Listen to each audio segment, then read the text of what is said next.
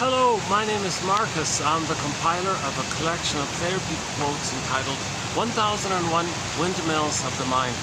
A collection of advanced self-help quotes taken from what's often called the psychodynamic or the psychoanalytic perspective, which long ago, as I understand it, was referred to by some as philosophical medicine or narrative medicine. For the love of narrative medicine, for the love of philosophical medicine. So there's what's called the unformulated or the unthought known. Something's known, but we can't think it, we can't formulate it in terms of making a sentence or symbolizing it or constructing it or representing it somehow or knowing it somehow, but there is a kind of implicit knowing, so there's some kind of unthought known. And this known is related to our beingness, our authentic self, our true self, our real self, and all the gifts and treasures related to how everybody has a uniqueness and various qualities that are unique for them. You know, the Great Spirit makes everybody kind of unique like that. Even every leaf on a tree is unique. So humans likewise, we're all kind of unique like that. And now we are aware of it. That's the idea, that we're aware of it. And because of our awareness of it, we can express it. And there's loving life, a path of heart, meaning, feeling, and joy, and so on. But that awareness, that capacity to be aware of our uniqueness is damaged. That's the scarecrow character in the Wizard of Oz story. So in trauma, the child can't know stuff. If he's overwhelmed, if he's what Philip Bromberg calls an emotional tsunami. He calls trauma an emotional tsunami. You know, it's too much for the child. Something happened, it's recorded in the survival brain, but he can't know it. And what does he do with his authentic self, with his beingness, his sense of at-homeness? I feel that for Amness, his ontological self is like his embodiment, his sense of being connected in his body like that, that kind of so-called embodiment, sense of being in your body, that home within. What does he do with that? And the feelings, the pleasant feelings come from there. Well, what does he do with that when he's overwhelmed with the emotional tsunami, i.e. the mother not meeting the baby's needs? From the baby's point of view, when the mother doesn't meet the baby's needs, he thinks he's a goner. That's a hugely stressful, hugely overwhelming event for him. He can't soothe himself, he can't take care of himself, he can't run away, he can't fight with the mother, he has no resources. He's totally dependent on the breast mother. And if that mother is hurting him, he thinks he's a goner or something. So what does he do? And in desperate emergency, he flash freezes, like flash frozen, his embodiment. That's Snow White in the coffin. Okay? Emotional hypothermia, emotional coma, emotional catatonia. Okay? And so our beingness and our pleasant feelings around our beingness, it's all kind of frozen, stiff, petrified, turned to stone, metaphorically speaking, like a statue. So in a myth or fairy tale, when a character that represents our beingness becomes a statue, that means that there's trauma like that. Their inner life is frozen, unavailable to the person. Then they may say they feel unreal, like the Velveteen Rabbit story.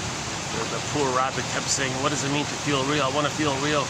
Yeah, that's code, that's metaphor, that the reader of the story, yeah, I get what he's saying. I relate to that. I don't know what to feel. I want to feel more real kind of thing. Related stories, I don't really feel fully alive, and likewise, I want to feel more real and alive like that. That's our inner life area, that's our beingness area. So that's a sign of trauma, that our inner life, our authentic life, is all frozen, petrified, turned to stone. Okay, and or the common image is Snow White in a coma in a glass box, and the glass box is far away, kind of thing. Oh, there's that little bird. Getting him in. He's kind of hard to get in on the camera. This little guy. Where'd he go? Oh, oops. He's got this blue, I don't know if you can see him, he got the blue beak. Just ordinary bland gray flowers on the outer. But when he flies and you see his feathers from the underside, it's all vibrant black and white. It's pretty cool. But when he's walking on the ground, he looks like an ordinary nothing special, right? But when he flies, wow, what a contrast.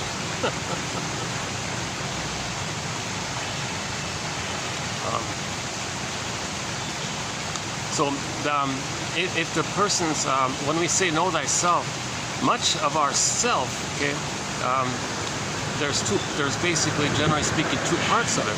There's our authentic self, the self who we'd be had we been loved and felt safe and had the chance to go through a developmental process. Okay, and the child needs like a certain rhythm of safety with the mother, a blissful time with the mother, and then to be seen and accepted so he feels safe, so he can grow and blossom. Then he knows himself.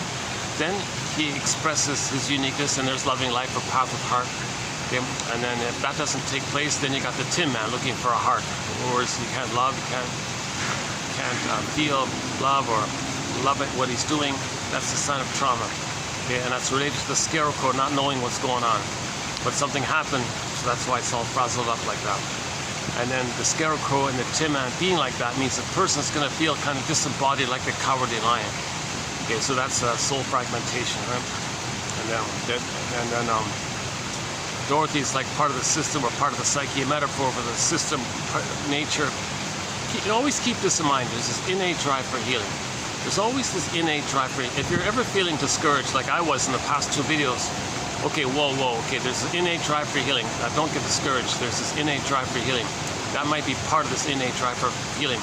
I just completed two of the most difficult videos I've done here, pretty much. It feels to me the two most difficult topics, videos. I did two videos just recently, 44 to 45, 28, 44 to TQ, therapy code. Okay, back up a sec. We have 10,000 advanced self-help quotes here, 10,000 of these babies. Okay, imagine this page times 2,000, okay, 60 topics. And we're covering excellent authors, mostly soul doctors, mostly medical doctors who specialize in analytic process. So we got people like James F. Masters and Karen Horney, Edmund Berger, okay, James Grotstein, Thomas Ogden, Guntrip, Solani, Brinsley, and the whole Althea Horner. It goes a long list like that. These are excellent analytic authors. Most of them are medical doctors who then specialize in the talking cure, a humanistic approach to help you formulate narrative medicine. When you get your story, you feel safe. You get what's called an abreaction. You get the release of, you feel now what you couldn't have felt, but you tried to feel, you kind of have that release like that. And your symptoms go away when you're more whole. Like, you know, when your feelings are detached, there's a split like that. You're disconnected from yourself, and then you're fragmented like that. It's metaphorically speaking, right? So, if you, mind-body link, psychology, emotional mind-body link.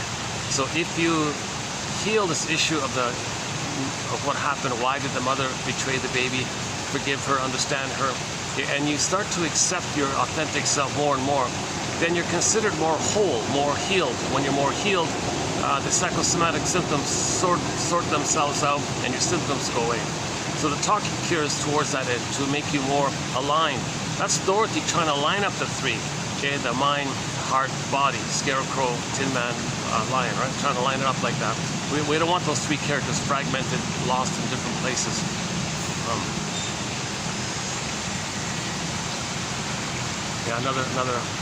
Yeah, the heat's come back. We had a couple of, the last videos, the coolest day.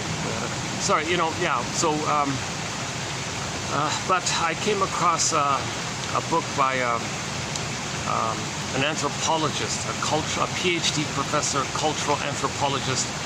Okay, she spent her whole life studying cultures all around the world, kind of thing.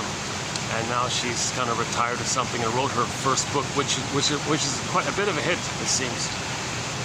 But it's heavy stuff. Like she surveys world history and she's trying to understand it.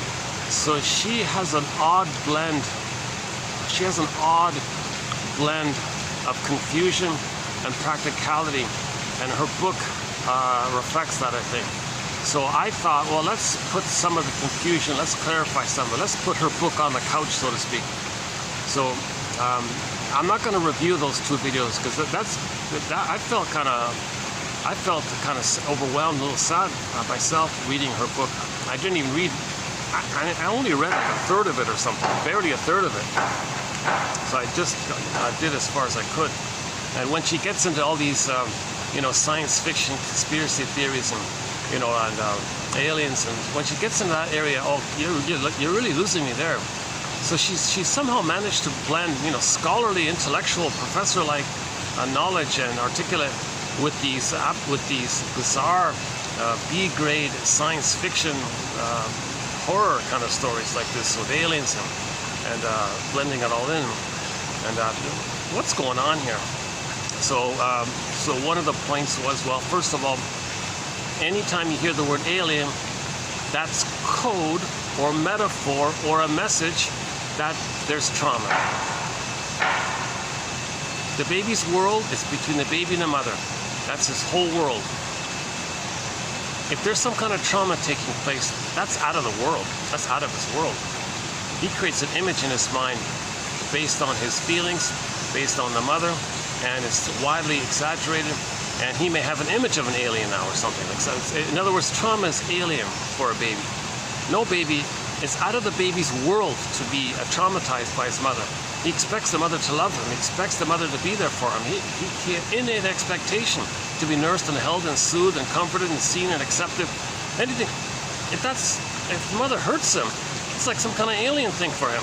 So he creates some kind of confused, scary image in his mind. Whatever it is, it can take any form. Usually it's a devouring monster that wants to eat the baby.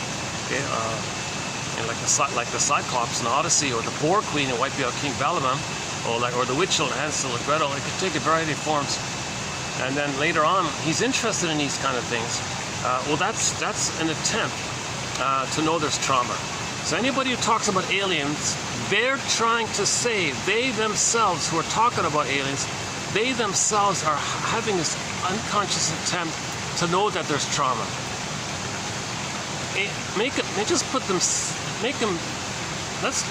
Let's be not technically perfectly accurate, but let's be helpful. Alien equals trauma. Let's put it that way. Anytime think of them as synonymous.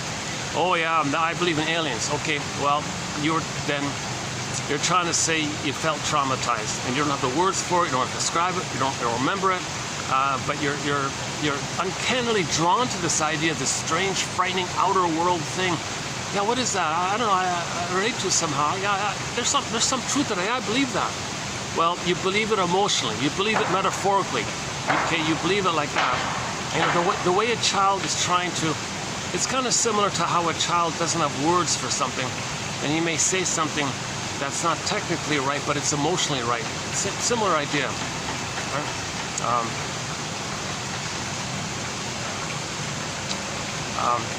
We have a few examples on that area. Okay, plus, to boot, the person's going to feel alienated from themselves. Now they feel disconnected from themselves. Their feelings are frozen. Now so the alien event makes him estranged from himself. That maybe kind of adds to it as well. And then the second point, the metaphor on the past two videos. Oh, there's this one. Yeah. All right, let's get a glimpse of our star here.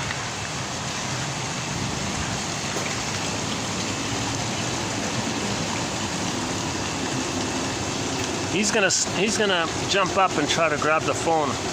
Oh, not this time. All right, thank you. All right, nice twirl.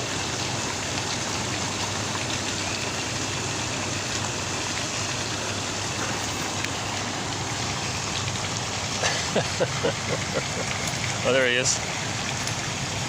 He's trying to grab the phone, yeah.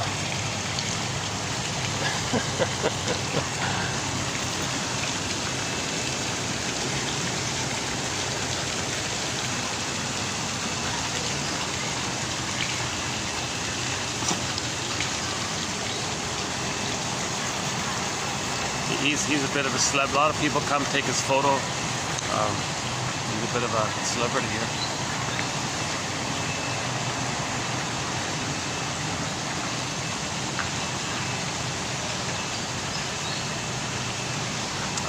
Let me do a fan. I can't do these videos outdoors without the fan. Hold on a second.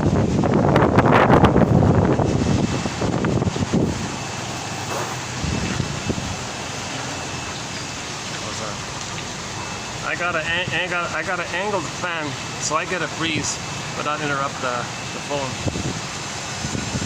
Is it working? Can you still hear me okay, or do you hear the muffling sound? The woofing muffling sound of the wind. Yeah, I think you are, right? A little bit. Let me make another fine tuning here. Hold on.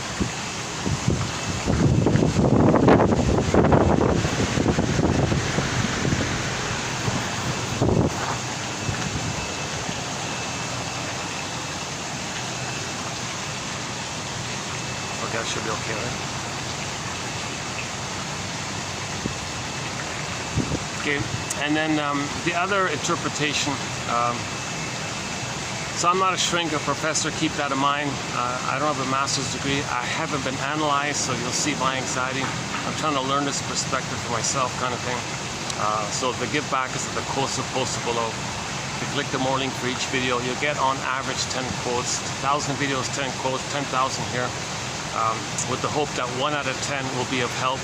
So in effect, one can create their own and customize their own, unique for them, personalized for them, special for them, 1001 Windmills of the Mind. I think it's kind of like a catcher's mitt. It's enough knowledge maybe to make it safe for your feelings to come back. You want that reaction. You want that avalanche scene in Inside Out 2.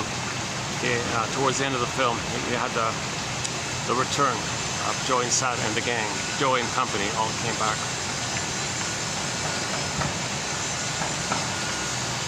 This topic, abreaction, is an important topic. To appreciate it, I recommend 2745 to 79. Those 29 videos. The first 26 are by Janoff, and then 3 by an assortment of authors. That's what we're looking for. We're looking for this ability to get back our golden ball. That's the whole. That's the whole thing. That's the whole. Whatever you want to call it. We had a golden ball, okay, aliveness of feelings, vibrancy of our feelings, okay, like the sun, it radiates, like that shines or radiates. We had, and it's related to our embodiment, okay, and all that's frozen. We want to get it back. So we had the golden ball, went down the well, want to get it back.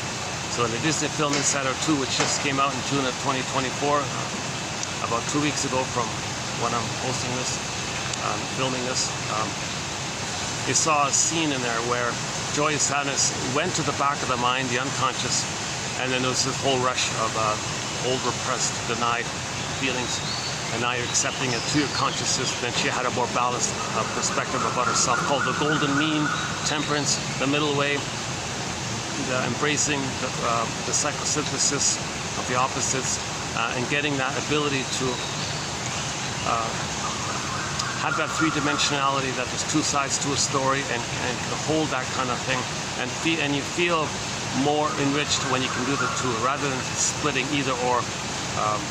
So you want to go from either or to both and kind of thing. You want to look for the third side of the coin. So at the conclusion of that film, you saw the gang there holding the flipping of the two, and they try to hold it, and then the new sense of self, the authentic sense of self came back. And then the character was able to apologize, and she was successful and happy, and she got back her natural life kind of thing. So we had an authentic life in the beginning. We lose it, want to get it back. So Inside Out 2 is a bit of like a metaphor for the psychoanalysis, although they don't show you the surface of the inner healing. You only see the inner healing. You don't see Riley on the couch talking to somebody. But you see what would take place if she were talking to somebody. So the free association was the stream, right? She wrote this, the broccoli, she wrote the stream of consciousness, it went back, and there was delays getting there, you know, and then it was hard to find it, and hesitation to get on the boat, and then you finally went back, and then it's very difficult to get the release, the abreaction. And then the previous sense of selves, one based on pathological joy, delusional joy, where you repress and you repress, versus the flip, either or, where you feel totally defective and no good, which based on the false belief that the baby failed to save his mother. That's not right. That's a mistake. our authentic self is something more real. It's something neither of those two. So those two sense of selves we saw at the beginning were discarded, disappeared, so to speak, to make room for the new third sense of self. And that's what happened at the end of the film. That was kind of like a healing result kind of thing. So for more on this topic about Inside Out 2, the Disney film, can I refer you to 2840, video entitled 2840. It's the world's only psychoanalytic review of the film. Can you believe it? I'm guessing it's probably the only one like that. I talk a little bit also about the first one, the original one, Inside Out 1, done 9 years ago in 2015. And Inside Out 2 is an excellent continuation, elaboration, enhancement, enrichment, gives you more information about it. So it's an excellent two videos like that. So I spent a fair bit of time on Inside Out 2, and that's one unique feature of this encyclopedia of quotes. So we have quotes from the makers of the film, you know, Pete Docter, who's a soul doctor in my humble opinion, and so on.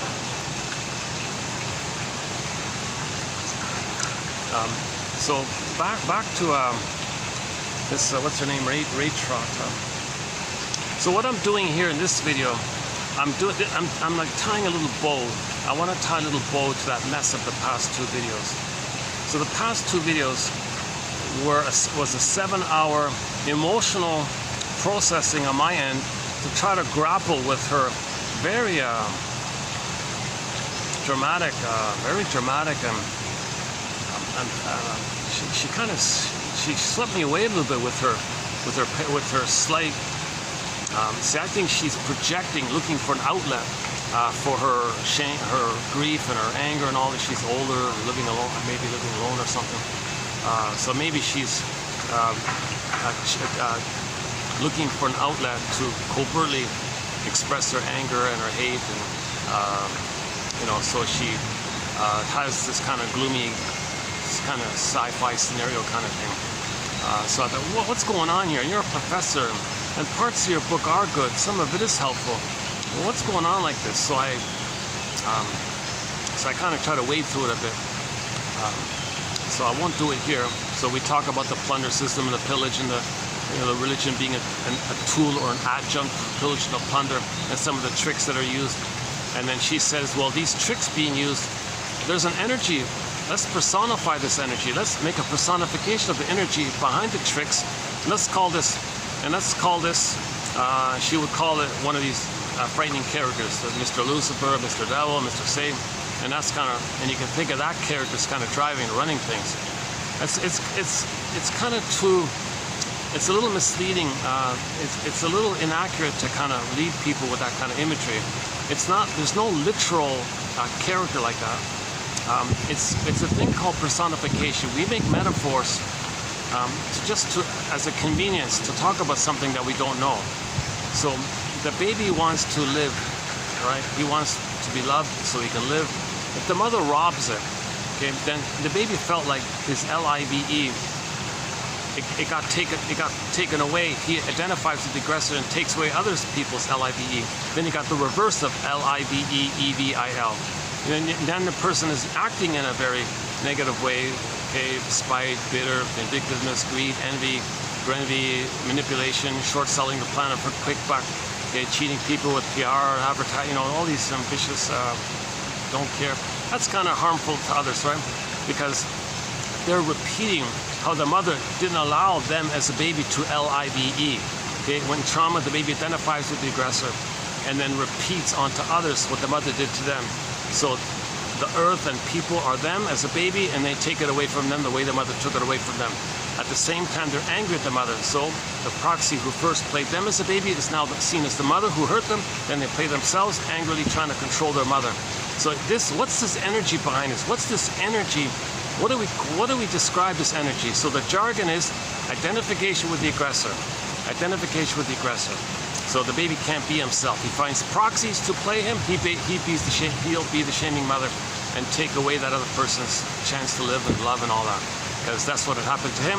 That's his ability to have an attachment. Paging Dr. Bowlby, he's got to have an attachment.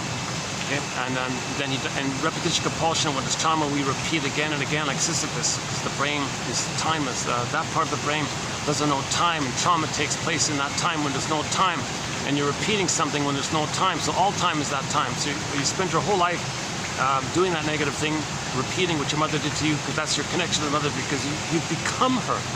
Now, as her, okay, that energy of acting onto others what the mother did to you, that energy, your life force doing that, it kind of shape shifts or something, and then now you can say it's doing these harmful things. It's not an instinct. It's just gonna skew like that because the baby was traumatized, he's trying to survive. So imitating the mother is his way to survive, because that's his attachment to the mother, his connection to the mother. He thinks maybe if he imitates the mother, mimics the mother, maybe he'll save her, and maybe the mother will be happy, and maybe the mother will change her ways, and maybe magically there'll be a time machine that'll change the trauma. It doesn't work. So this compulsion to repeat and this negative thing, so taking away other people's chance to LIVE, it's reversed, EVIL. We call that EVIL. Then you create a character, like a spokesperson for this energy. It could be the guy with the horns, okay, and so on. And she was saying, yeah, the world's run by the guy with the horns. You know, watch out, everybody. And this has been going on for 10,000 years. So we're not picking on anybody. We're trying to understand more broadly. We're trying to understand more broadly the dynamic of seeing the behavior of post the baby being traumatized. Like, what's the behavior of people after they're traumatized by their mother? And then you describe the energy behind that behavior and give it a person image and say, oh, Mr. Devil's doing this. Oh, and then when people say they worship him, or they admire him, or they want to be like him, or they praise him, or put a tattoo of him on him, or a heavy metal album front cover, have an image of him on there, or sing about him, or yeah, his power, I like that power and all that. Yeah. That means you are identified with the aggressor. Okay? In your brain, when you're traumatized, you make an image of something like that. And then when you praise that, you're praising yourself, because you are the mother. But you're not identifying with the actual physical mother, you're identifying with the image you created by the interaction with her, which is different. It's called the imago. Okay, so now you're praising this imago, this made-up image, not real. It's just a reflection of that you were enraged and you were angry at the mother and you had a need, and it was oral, devouring, greedy, oral rage like that. You create an image like that. And you think you got to be that, you got to be greedy. And that's your attachment to the mother. Then you say, oh yeah, I worship this image, mother. It's like mother complex. Anybody who talks like this, that's the mother complex. Anyways, I don't want to redo it. So this kind of area, we discussed it in the last video. It was a 4.5 hour video, just got uploaded. So we did it at the other venue there. So I thought, following those two videos based on her book called Cribbed, meaning the trick of pillage and plundering is you always take something that's appealing, that starts off with the truth, but twist it and make it crooked to do the opposite. But you're drawn to believe the lie because uncannily there's some kind of truth in it, and that's how they get away with the lie, because there's some kind of hidden truth in it. But the truth is used to lie. That's called crooked truth. And she found an ancient term from long ago called cribbed, the name of her book. So if you're going to read her book, be prepared. It's very emotional. A lot of it's nonsense. I don't buy her science fiction fantasies. I think that's just code for trauma.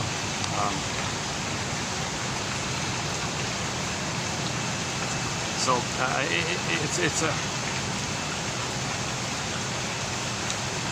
the reason I did include it, because ultimately there needs to be the psychoanalytic perspective, which is what we're discussing here.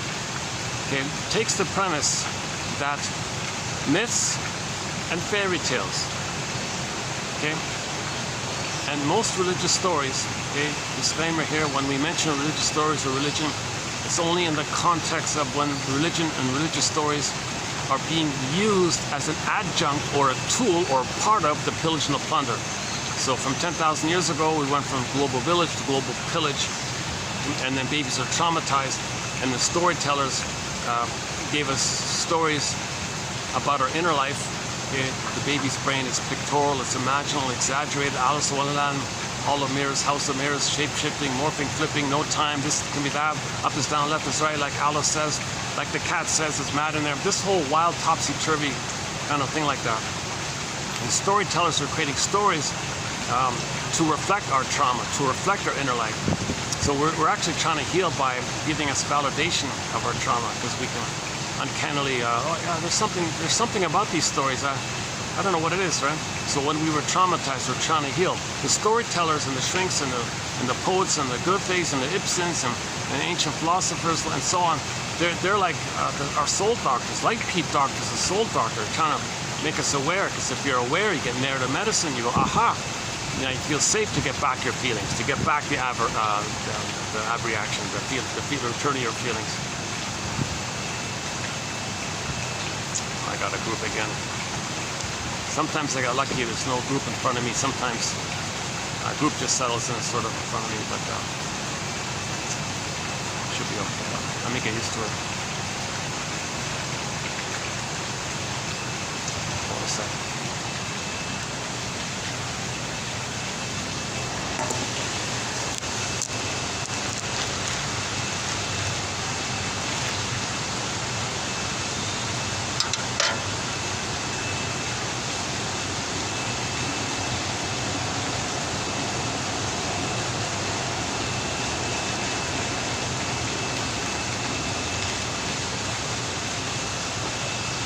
So by the way, for the price of half a cup of coffee, there's a link below. One can get this encyclopedia.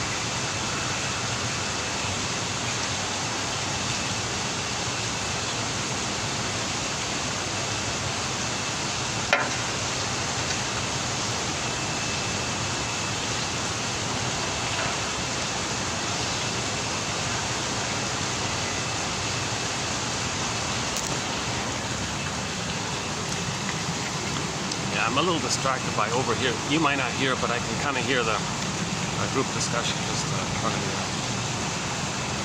Depends on my mood. Sometimes I keep going, it doesn't affect me. They just settled in, right? They're going to be there the whole afternoon, right? Kind of like a ladies' club or something, or not ladies, like a, I don't know, some kind of social club or something.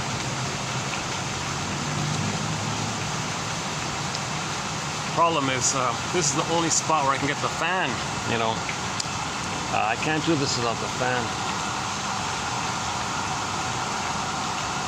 Speaking of which, hold on a second.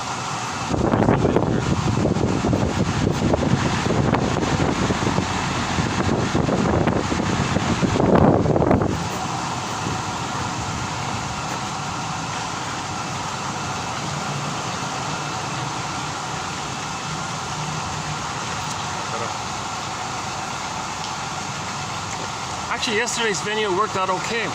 That wasn't a bad venue. The blue, I'm calling it the blue room. The walls were all blue in the background.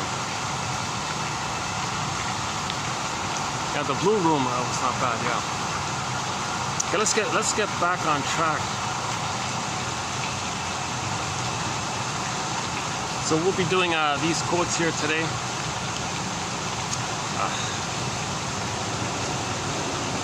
Maybe I can.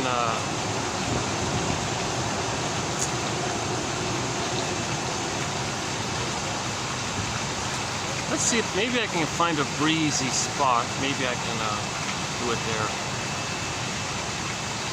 See, it's 40 plus. That's the issue, right? I don't have much. I don't have many options. I can never do it inside because of the guests, right? There's always guests in there.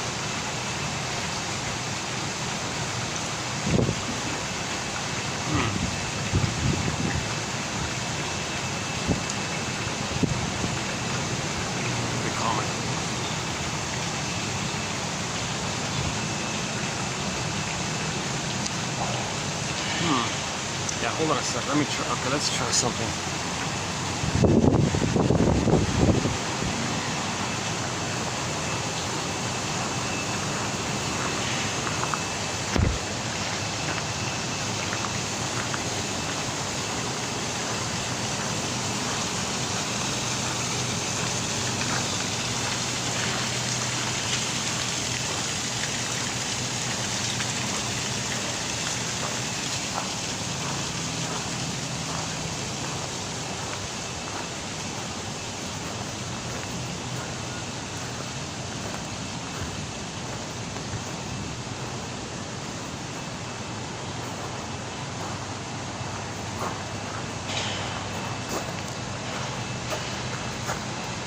I could do a part of it here for a bit. Just want to get away from that gossip corner or whatever it is.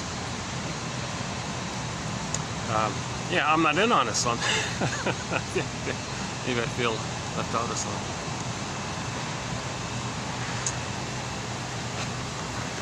Okay, so let's set things up here a little bit.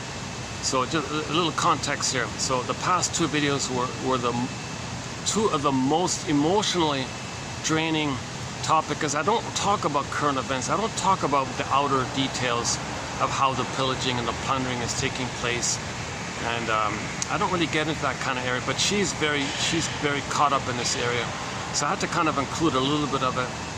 So I included a little bit of it, but that's not really the focus. I'm not interested in the details of how things are being done. I'm more interested in the why of it all. Like why are we destroying the planet for a quick buck? Okay, and then we linked it to the prototype, the model of the mind, internal working model of the mind, script, schema that's laid down by the baby when he's traumatized. Then you identify with the aggressor and repeat it to everybody and onto the world. And then your third brain creates camouflages and cloaks and excuses to fool yourself and others, because the underlying issue is the survival. There's no time in there, and again, when the baby's needs don't get met, he thinks he's a goner. So we're operating out of this lizard brain, this crocodile brain, but we sound very elegant and smooth, or quote unquote look nice or whatever. And the more beautiful the mask is, it could be that there's more harm going on because you're trying harder to hide the harm. The harm is the baby experienced what's called attachment trauma. He was betrayed by the mother. That's a huge topic. Why so many babies are being betrayed by the mother? The greatest hurt of all, mother failed me. Why are so many mothers abusing their babies, hurting their babies? Why don't more mothers read the little book called Babies Are Human Beings? Gilbrand's poem on children, Virginia Satir's poem, I Am Me, Og Mandino's poem, The Nature's Greatest Miracle. Why are women missing this? Well, they might be repeating what had happened to them. A mother has a baby, new situation, she's going to replay what had happened to her, because she has unfinished business with her mother. So she's repeating that interaction with her mother in the present, but this time she uses the baby as a proxy of her, and she plays the shaming mother. So, hey baby, hi there. I'm going to see you as me as a baby. I'm going to play the mother who shamed me. Now, baby, I'm going to see you as my mother who hurt me, and I'm going to be me, a little stronger now, who's going to fight with her mother. So, baby, I'm going to play all this. So, baby, I need you as a proxy person. I don't see you as a person for who you are. I can't meet your needs. I'm still in this battle with my mother. I got to get her needs. I'm angry at her, and I'm going to cry for love and get you to cry for love for me and shame you the way it was shamed in me. So the mother the mother originally cried for love, and her mother said no. All right, baby, I can't repeat this directly. I need you to play a proxy at me. I'm sweating already. It's not going to work here. Yeah, I'm drenched in sweat already. Jesus. Actually, otherwise it's kind of quietish around here, but I wish that group would sit somewhere else. Or I wish I could move the fan.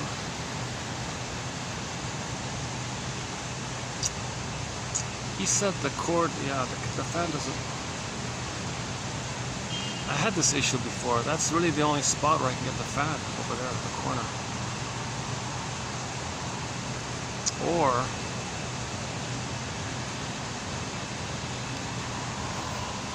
what are my options here?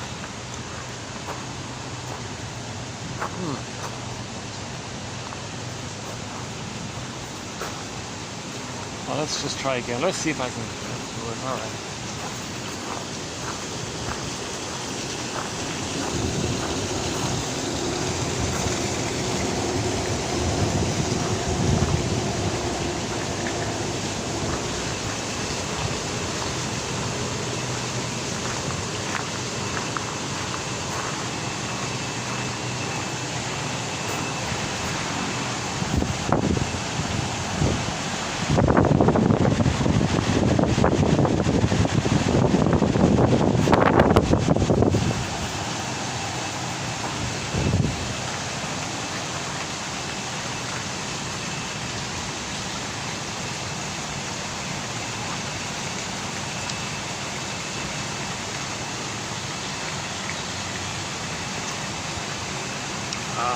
Yeah, so it's called The Old Cunning Tale by Emily Dickinson, regarding the various ways mothers are betraying their babies, traumatizing their babies. Maybe she's angry at her husband, so she takes her frustration, her pent-up steam, and takes it out on the child. Yikes. What does he have to do with it? Or the mother parentifies the baby. Hey baby, I didn't get any kind of stable presence in my life for my development. I'm going to parentify you. I'm going to brainwash you to be dependent on me so I can then use you as a secure base for me to find myself. Enter Anne Sexton's poem, 1960, I made you to find me. The mother said to her daughter, I'm sorry, when you were a baby, I didn't see you or love you. I made you and made you dependent on me. And then so I can always feel that you're there for me, you can respond to me, you can respect me, you can see me, do what I say, be there for me, be reliable for me, function as a secure base, which I never got, and I thought by doing that I could find myself. I made you to find me. Whoa, what a betrayal. What a huge selfish, what a huge callous thing to do to a poor baby. But that mother is just in a panic. She didn't get loved, so she used the baby as a surrogate substitute mother so she could find herself. There's a lot of old cunning tales. Mother complains the baby's arrival interrupted her career, or the mother finds that she can use her new attractive appearance to taunt the fellows at the office, to have power over them, and then she neglects to breastfeed her baby. And the father says, why aren't you breastfeeding? Well, give them the powder stuff. I want to control the guys at the office, because I'm in this battle with the fellows at the office. Seduction has power. I have all this power now. They're all gaga, and I have all this power. What about our baby? Oh yeah, give them the powder stuff. Don't worry. And the father was depressed by this kind of thing. And, a lot of old cunning tales, but the common old cunning tale is she's going to repeat what had happened to her. Mother has a baby, already baby, I'm going to repeat what had happened to me. You're going to play me as a baby. You're going to need love. You're going to want security. You're going to want a rhythm of safety. You want to be seen. You want to be soothed. You want to be held. You want to be fed. You want to be recognized and accepted. You want my presence and all this. You want my acceptance, all right? You want that, don't you, baby? Well, I'm going to see that as, I'm going to see you as a proxy of me back in the nursery wanting those things, and now I'm going to play that past in the present. I'm going to transfer the past to the present. The present is going to be a new edition of the past, a replay of the past, a new reenactment of the past. Okay, so the present is still the past emotionally. So she's going to replay the thing what happened in the past, but this time she doesn't play herself. She gets the baby to play her while she plays the mother. Now what did the mother do? The mother shamed the baby, her as a baby. She plays a shaming mother, okay? And now, since her own baby now is playing her, and she's the shaming mother, the behavior is when she replays the thing, she's the shaming mother. The behavior is she's shaming her baby because the baby is her and she's the mother. Then flip-flop, baby, thank you for playing me as a baby. Now I'm going to see you as the mother who hurt me, because Alice in Wonderland thinks can flip and shape-shift and twist and up is down. Now the abuser, okay, is going to play the victim and see the baby as the abusive mother. Now wants to fight with the baby. The poor baby can't say, hold the phone, mother. I'm neither you nor your mother back in the nursery. What are you doing here? She can't see reality. She can't. Yes, she functions. Yes, she understands reality, but she doesn't relate to reality in terms of the reality of the present emotionally. There's a split like that. Okay, back up. When the beingness becomes frozen, there's a pain like that. A pain so utter. It swallows substance up, then the person's in a kind of swoon or something.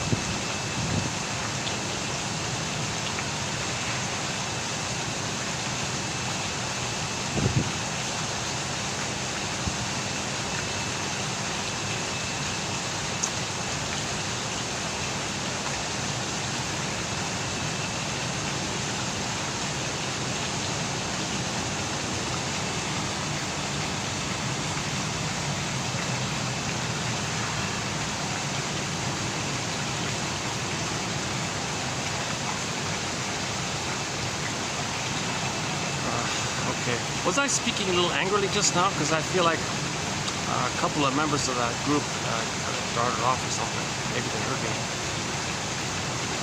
Yeah, I gotta stay on track here.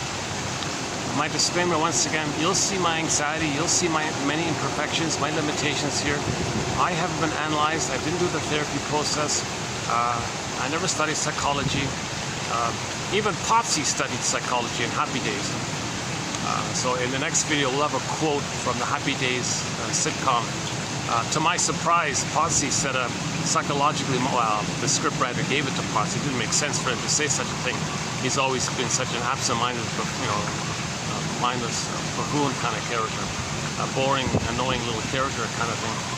But he said now he's in college, he studies psychology, and he said, oh yeah, when people experience loss, what they do with the pain is that they deflect it into keeping busy doing sporting activities. So one of the friends had experienced a breakup of a relationship. He was in pain, and he was manically doing push-ups and sit-ups and all these aerobics and exercise things and chin-ups and presses, and he was manically wanting to do every sport, and he was constantly doing physical activities. Why is he doing sports non-stop? Why is he like angrily wanting to box at people or something? Why is he playing basketball so aggressively like this? Or why is he so intense like this? And then the Potsy character said, so he learned that that friend experienced the loss, and he said, often, let's see if I remember, often when a person experiences loss, they deflect the pain into sporting activities. So it's just a simple little one-liner like that.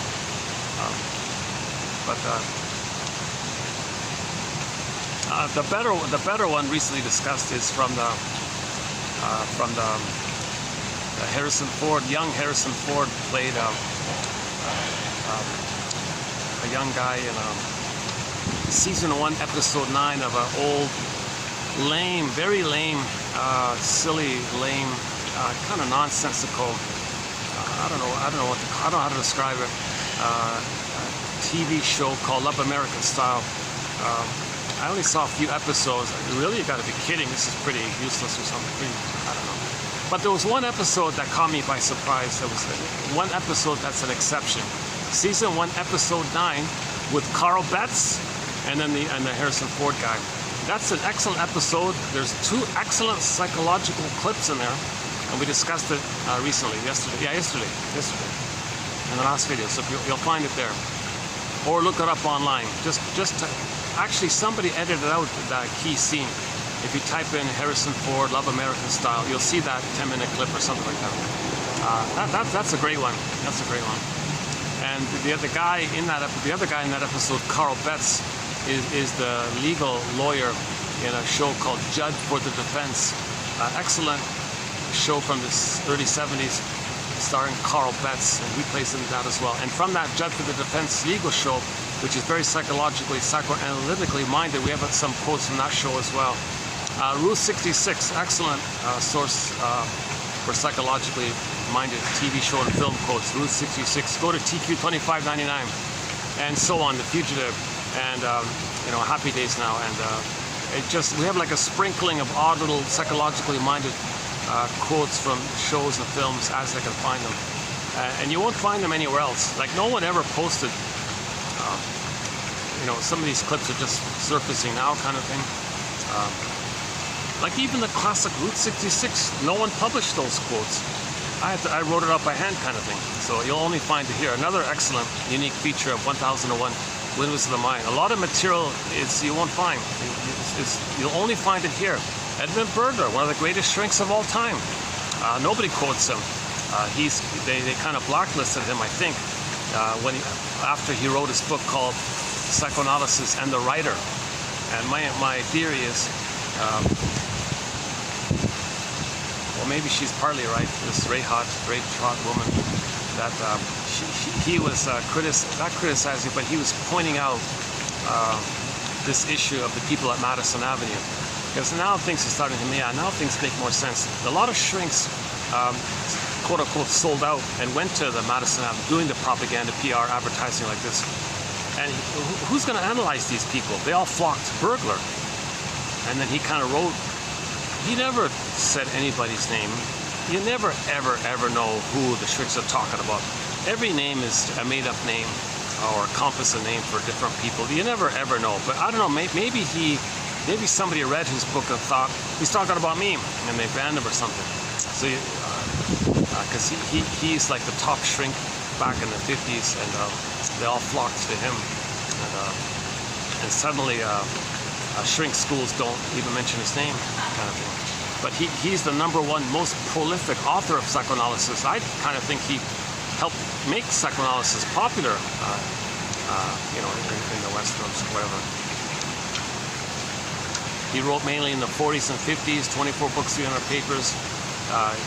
Fill in the blank, the psychology of, or the psychoanalysis of, fill in the blank, chances are he wrote about it. I think that writer's book is the one that gave him trouble, because he talked about, he says something in there that kind of stood out from the rest of his writing. It's a bit of an exception for him. And I noticed that I felt jolted myself. Oh boy. But I think he's consistently pretty blunt. Like he's a straight talker kind of thing. It's just an ongoing mystery of why we don't hear much about Edmund Burglar. And there's a real effort. I noticed there's a real effort to muffle his voice, because his estate went to his wife, right? Another Marianne, right? All these Mariannes, right? Karen Horney's daughter's Marianne, right? Edmund Burglar's wife was Marianne. And the Boston song, More Than the Feelings About a Marianne. Anyways, Burglar's wife, when Burglar passed away, and another fellow and some friend, the two of them ran the foundation or something, his foundation or whatever. And that other guy, they went after him and destroyed his career over some made-up thing. And it's kind of it looked pretty obvious. Why are you discrediting the last remaining crumbs of Burglar? Like, it's as if, my theory, it's about the writing thing. It's about what he said about people at Madison Avenue. Okay, he in his attempt to help people, he had to confront them, but the narcissism was so strong they got enraged. So maybe he needed to be a little more delicate sometimes, but realized that never works, because or maybe it's the LGBT issue, because he also, I don't cover that topic, but he also shrinks traditionally regard the LGBT area as a psychological problem or something. So they focus on that area.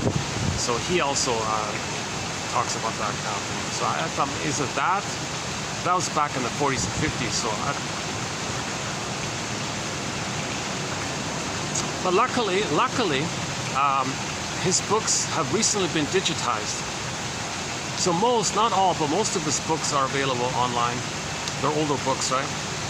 Plus, his wife and that friend, the buddy, compiled 70 articles, put together 70 sample articles of his into a book called Selected Articles by Burglar. She said out of the 300, she plucked out 70. I haven't read the other 230. It costs a fortune to join these journals and things. So unfortunately, I haven't read all of this stuff.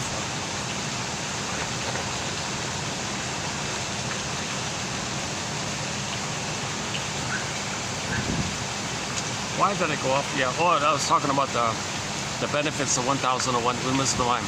So a lot of excellent quotes from authors you never heard of, from books which haven't been digitized, or quotes from books which did get digitized but then have been removed. Actually, as I speak today, there's a big court battle. The digital libraries are appealing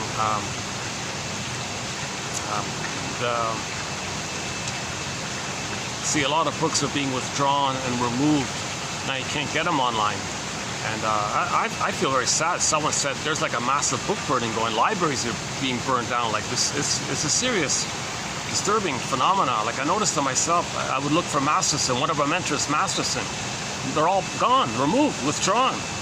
He's one of the greatest shrinks of our time. He synthesizes object relations theory and developmental theory and puts it together in a clear way. Very informative, very helpful. His books are, whoop, he zipped it away. You gotta be kidding me. And then as time goes on, printed books are getting harder and harder to find. Shipping costs are getting through the roof. So, and then books might be gone altogether. It's a scary, scary thing. So there's a pushback, and I think actually today, I think there is this appeal. It's even live or something. It's either today or tomorrow, something like that.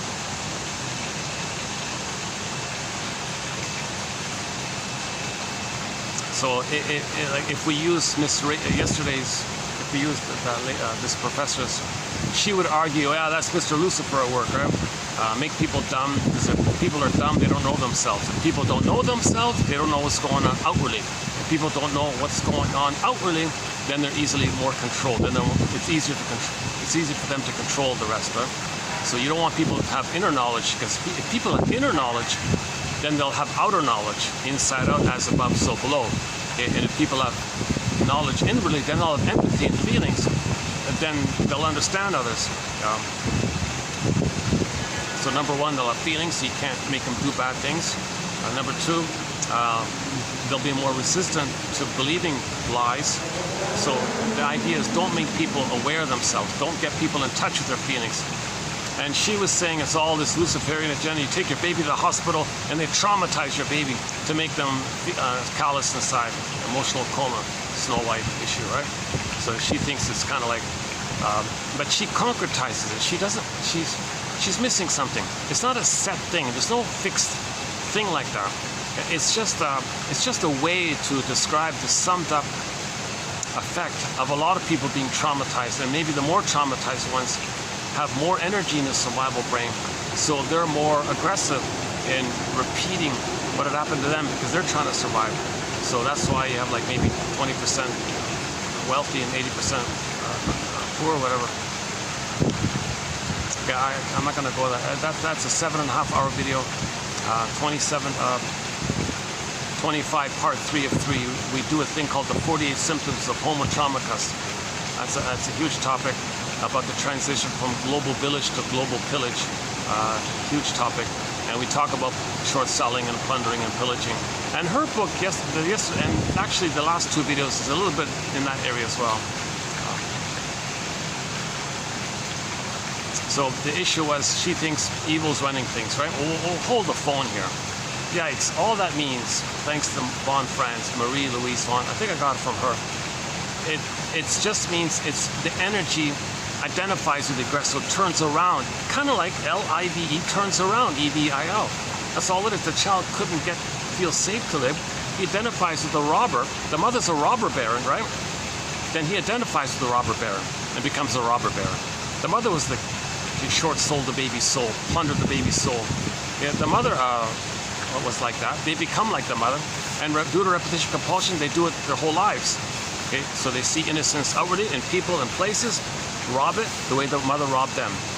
Now at the same time, they're angry at the mother, then they see the one they just hurt as the mother who hurt them. Now they're angry at the person they just hurt, thinking that's their effort to change their mother, control the mother. Because at some point when the baby was hurt, he had a fantasy, he could control the mother, devour the mother, possess the mother, so they're still trying to control things like that. So they hurt outwardly the way the mother hurt them, then they hurt the ones they just hurt in an attempt to control. And all this energy, if you were to like take this invisible energy behind all this, okay, meaning the life force diverted to the attachment, paging Dr. Bowlby, yesterday's topic, and then you take the energy and draw a character around it. Each person can draw their own scary creature, because he's scary, he looks scary, fiery, three long necks monster, the sea monster. Call him it's E-V-I-L, and put a D on there. D, okay, devil, okay, whatever. What is it? Okay, so in the imago, you take the breast, the baby associates his being shamed with his rage. Okay, when the baby's shamed, meaning his needs for his identity is rejected, the emotion is shame. Okay, that's why when this core gets pulled down into the underworld, the backdrop is hell. Hell is a metaphor for the emotion of shame. Shame is a burning, biting feeling. Shame, it has this burning, biting feeling. So the storytellers would describe this hell scene. That's metaphor, a picture to talk about our inner life. Our inner life. Shame is an inner life. Okay, shame is from inside. We're creating a story on the outside to describe the inside. So it's like kind of like art. It's like art. So someone draws a hell scenery. That's like to describe that you felt shame. Now your rage was projected onto the breast. Okay? Your own rage, fiery idea, fiery, flamey storytellers would associate the fiery quality with the baby's rage. Look at mother's eyes and sees two flames, puts the two flames in mother's eyes, blends it, condenses it, morphs it, creates a condensation image of the breast with the two flames. It kind of looks like the guy with the horns, maybe. That's just one question mark about why that character is there. And that's the EVIL. I don't know where the D part comes from, but anyways, so you make a name for that. Someone who does that. I'm sure there's some ancient, ancient Latin, ancient Greek, or somewhere, wherever, some ancient language in that area. So again, Miss Core is on the field. Okay, Miss Core, like Snow White, okay, like Echo, like Solvig, a beingness, a metaphor for our beingness, our core, authentic beingness. So you got Miss Core on the field. Earth opens up, she gets pulled down into the underworld. Okay, that means we can't live. Our beingness can't be present. It got pressed down, not allowed to grow up and be into us. It's kind of lost in the survival brain, the crocodile brain, the lizard brain, okay, the salamander brain, the iguana brain, the gecko brain. I like the iguana brain. One guy calls it the chameleon brain, that one, the chameleon brain. Okay, that's just a nickname for the survival part of the brain. Once again, our brain has three parts, the famous triune brain, the 3-in-1 brain, okay, part 1, part 2, part 3, based on evolution. The first part of our brain cares about survival, visceral, instinct, sensations, fear, and anger. Okay, the feeling brain, the feeling mind, the middle one, that's mainly us, that's our embodiment, our feelings, our sense of self, our feeling warm, okay, that's warm, so love and joy, sadness are there, empathy, reparation, being an elder, spontaneity, create, trust, them, all the quote-unquote more human side of being human. We're mainly from that mammal place. And the third brain is the neocortex, kind of like a thinking cap or something. We're mainly from the new one and the middle one. We're mainly that. That primitive one is just, emergence, or there's a drunk driver, you want to avoid him, you're like an Inside Out 2, the hockey player was going to bump into Riley, she fear jumped at the console. Ooh, watch out. It's just like momentary things. It's not meant to be on like constantly.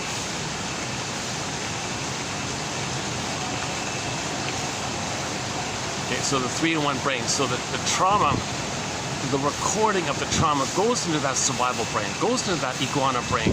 It goes into that iguana brain. Okay. So these creatures, like the iguana and the gecko and the dinosaur, reptile, snake, all these kind of creatures like that, these cold-blooded creatures, they only care about the instinct of survival. That's why that part of the brain is nicknamed after those creatures, because they only care about survival. If the baby's traumatized during that time in his area of survival, he's living with survival anxiety all of his life. He'll have PTSD, hypervigilant, fear and anger runs the console. Okay, so his needs weren't met to grow, to live. Joy and sadness got zooped away. Now at the end of the first film, joy and sadness came up. The second film just came out, joy and sadness came up again. So the healing journey is joy and sadness is at the console normally in the beginning. It goes down the well, you want to get it up. Or it gets zooped away, you want to get it back. Yes, that's the basic common monomyth for all trauma. And all people all around the world, it's the same common monomyth. We're all born with joy and sadness, meaning to be at our feeling place, our basic primary feelings. Okay, they're just the main reps. There's all the associated feelings with joy and sadness about thriving and living and loving. Okay, so tenderness, affection, and that kind of delight of being in the present, and maybe just a warm family feeling kind of thing. And and the generativity of all, and the expression of your real self, which is loving life and a path of heart and meaning and delight and part of nature. And there's a natural, believe it or not, we're meant to be from that place, really, you know.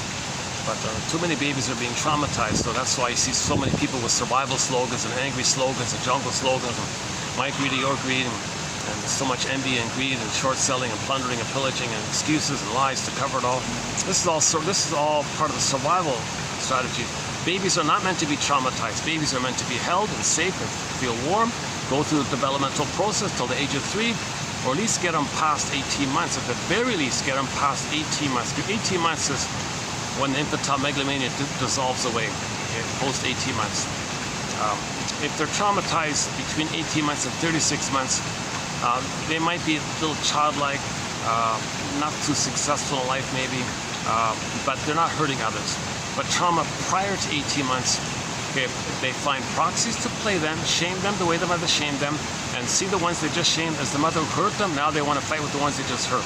It's more perverse stuff, it's more ill, it's more shadow for them, it's addictive. Little white flower, it's addictive. Greed, envy, hate, spite, vindictiveness, plundering the planet for a quick buck, and laughing at other people's misery, because now you are in pathological nostalgia of the proxy voicing what in your nostalgia, I wish I could have voiced that. And now you're reliving the blissful time of the trauma bond with the mother, and you are the mother. So you're just re-experiencing the feeling of being one with the mother. That's why Schadenfreude they're so gleeful at some being hurt, because they were hurt. And they're the mother who hurt others. They see others hurt. It reminds them of the time when they were hurt by the mother, because they're constantly the mother who's in a permanent state of hurting them. So every time they hurt others, they just get a blip of that chemistry, and then they're addicted, the little white flower. So this an important area about the narcissist. Two videos ago, we opened up with the white flower. I was outdoors, and there was a tree near me, and it had a white flower. We opened that video there. Definitely not one of my most challenging videos. That one. At 44. 44 and 45 are tough. I feel a little relief because I'm winding it down with this little easier little, like putting like a little ribbon on it all, just to close it up. This is like a closing ritual for me. And then I'm going to leave this topic. I'm going to let this topic alone for a while. I don't want to dwell on this topic too much. Jesus Christ.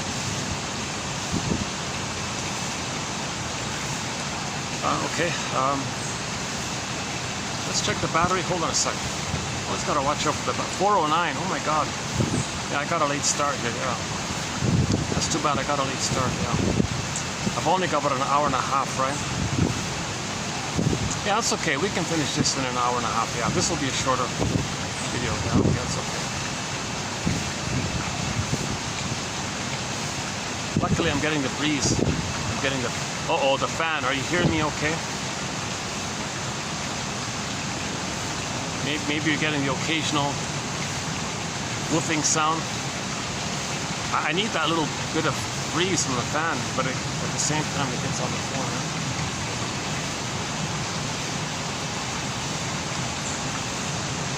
If you can hear me, just click the more link. You'll see the quotes below. Okay, so what I did in the last video, the last two videos, was try to link the Disney film Inside Out. There was a cameo scene with Mr. Gloom, Mr. Evil, right? And I tried to say, well, what this woman and what this anthropologist was talking about, oh, the world is driven by evil and all this, Luciferian agenda. Oh, God, Jesus Christ, this kind of, stop talking like this. You're an attention seeker. You're trying to scare others because you were scared by your mother.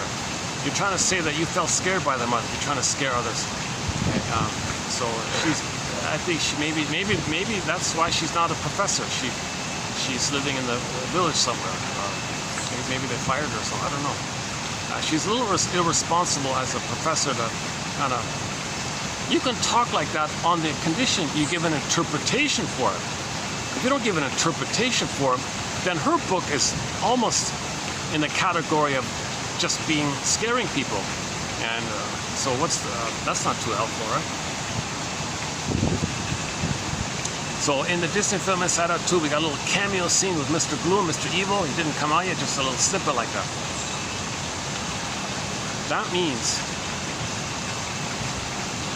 if a baby cannot live and he's got to act like the mother who hurt him, and he repeats that onto others, the energy behind it is Mr. Gloom, because he's taken away other people's chance to L-I-V-E, and that's like reversing the L-I-V-E, so you spell it backwards like that. And then you create this character called Mr. Gloom, Mr. Lucifer, Mr. Dave, Mr. Save. I don't like using those terms. So that's sort of in a nutshell, basically. Myths and fairy tales are metaphors for inner dynamics. Myths and fairy tales are true on the inside, not on the outside. There's no outer alien. The concept of some outer alien, it's true on the inside. There's an inner alien in terms of the imagery the baby creates when he's traumatized. He has a frightening alien-like image in his brain when he's traumatized. This alien image is comprised of the baby's own rage and greed and hate, and blurs it in with the mother and creates this thing. Okay? And everybody, it's going to be unique for everybody. Okay? Just imagine every person taking a sheet of paper, drawing a circle, and say, this circle, I'm going to make it enraged, I'm going to make it voracious, I'm going to make it like a hungry wolf, I'm going to make it scary, I'm going to make it dangerous, I'm going to see this image as it wanting to gobble me up, like a hungry wolf, like the boar queen. And the boar queen, that's as clear as it gets. The boar queen sees a man, gulps the whole fellow up in one gulp, uses his bones as toothpicks. That's the most graphic, blunt image of how the baby felt. The baby had a great oral hunger turned to greed, and he was starving with the mother, he was suffocating with the mother was using the breast as a weapon against the baby to control the baby, force feeding, schedule feeding. The baby's like really disturbed and enraged. When he's so enraged, he has the fantasies like the hungry wolf image. So he thinks the mother's like that. If he's like that, the mother's like that. But the mother's 100 times bigger, so she's the giantess in the nursery. So if the baby feels like a hungry wolf, the mother, there's an image in his brain of 100 times bigger hungry wolf, and that's his mother. And he's relating to that now. And then he creates, then storytellers say, oh yeah, there's a Mr. Scary Dude character out there, and if you worship that, what that means, that's your attachment. Paging Dr. Bowlby, all of the child's life force, he's got to attach to his mother. Attachment theory, you've got to attach. No baby would make it without a mother. How does he cope? How does he deal with this when the only person to whom he can turn to is hurting him? How does he deal with that? Well, he creates this image and identifies with that and treats others the way his mother treated him. But it's not his mother anymore, it's the image now. That's why he's more voracious, he's more angry, he's more stubborn or something, or more determined or something, because things like amplify like that in relation to his emotionality and brain chemistry, and he's addicted. So how do we describe this force? Like, well, then storytellers will say, well, let's take the energy behind it, your own energy, your own light source energy. Okay, that's doing the reverse of L-I-V-E and E-V-I-L, and create a character that represents this E-V-I-L, and you can call this character Diablo or whatever, Diablos or Devil guy, Satan guy, so on and so forth. Now in her book, she always used Mr. Luke, who is Lucifer character. So first of all, let's clarify this nonsense. Thanks to I'm going by Francis Mott here, and others, and Lloyd DeMause, Alice Miller, and a few other interpreters of myths and fairy tales. Mel Faber is helpful too, actually. Lloyd DeMause, mainly Mr. Mott, Francis J. Mott. He's got a very good book called The Universal Design of Creation or something. He analyzed this. He puts all these myths and fairy tales on the couch. He tries to explain all these myths and fairy tales, and religious stories pluck out, elements from myths and fairy tales to create their religious stories. Because when you create religious stories, the idea is one nugget of it is the psychology is we feel guilty. Okay, we feel guilty that we couldn't save our mother. The mother didn't love us, so we thought she was crying for love. We as a baby said, don't worry, mother, I'll save you, I'll correct you, I'll heal you, I'll fix you, I'll make you be a loving mother. Because he needs a loving mother so he can be himself and live. So he's going to try to save the mother. He failed. He couldn't do it. He feels guilty. He failed. Okay? This guilt, it's in the part of the brain that doesn't know time. So there's infinite guilt, timeless guilt. Then you call it, let's call it original guilt. Now, guilt means debt. In German, it's Schuld, guilt and debt. Okay, so sin is guilt. Okay, guilt means debt. So they even use the same word. How clear and in your face can it be? You know what I mean? Like guilt and debt are the same word.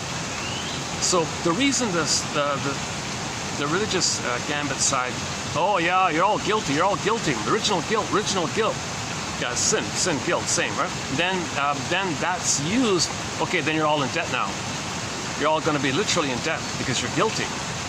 They take your personal psychology, co-opt it, okay, to have the chance to control you by putting you in debt because they're replaying what had happened to them. The mother controlled them and they felt guilty to the mother. They identify with their mother, make you in debt because they feel guilt to the mother. So people feel guilt to the mother, they put others in debt, and that's code for what had happened to them. So we create in the outer a mirror to know the inner of what happened. As above, so below, inside out. So this topic about how the whole bombardment and 2,000 years of brainwashing, oh, you're all guilty, born guilty, okay, you're just bombarded with it. And you're just bombarding you with it. Okay? That's to preempt you from healing the false belief that you're guilty. No baby's guilty. No baby is guilty. It's never any baby's job to save his mother. No baby can save his mother. No baby should even try to save his mother. Every baby has the perfect right to expect that his mother will love him and he'll feel safe. And then later on he can help her or something. But not in the beginning like that. But the baby has magical thinking, he thinks he's a little God, he thinks he does everything's about him. Omnipotence of thought, unconditional, hallucinatory omnipotence, magic baby, magic thinking, magic thought, I can do anything. Baby has this inflated grandiosity of thought, he thinks he can do everything. Mother's hurting him, I'll fix you, mother. He failed? Oh my God, whoa. Is he defective now? And he's guilty? And he's defective? Oh boy. Oh good, you feel like that? Oh good. Okay, now you're going to be in debt. So 80% of the people are in debt, right? And then that's siphoning and pillaging and plundering and taking, being a robber baron the way the mother was a robber baron. If the mother doesn't love the baby thinks the mother's a robber baron. So you identify with the aggressor, and then 80% are the victims, the way the short sellers were victims with their mothers. Like once again, this was discussed in the last video. So how do you, do we create a story to describe this phenomenon? And she said, yes, for the past 10,000 years ago, Mr. Fill in the Blank is running the show. Okay, that's a scary idea. Oh, and aliens are involved. Because her argument is, what would compel somebody to torture a baby when they're born? So she goes into that difficult topic about the CIRC thing. That's one of those cruelest ways to make a person loyal to pillage and plunder, to make them calcified inside. You remove the baby, okay, you traumatize them, put them on a torture board, and then straight jacket, and all the procedures are done on him. Okay, he's spaced out in a trance, and he's scared. He can't even flee. He can't fight. He's a severe trauma bond, and the ritual is, okay, you're now you're now bound to the plunder and the pillage. Because you'll be cold like that, you'll have an image in your mind of a scary dude, you'll be like that, and you'll insist that you have to be that, because that's to prevent the person from healing. So now you got a percentage of people like that, and she thinks somebody was behind it. Who was behind it? Well, their colleagues are behind it, not some alien people came. Now you're getting to Star Trek. I think, am I correct? The original pilot episode of Star Trek was like that. I don't remember, that's a long time ago. The Captain Pike or something. Is that right? Their aliens came and all this, but they couldn't live there. The oxygen wasn't right, but they wanted to live there. So she kind of quotes, what she says reminds me of that, put it that way. I'm not into science fiction too much, really. Science fiction is pretty good as metaphors for psychology. If you're watching any science fiction or metaphysical stories or or magical stories, those are all codes for trauma in the brain.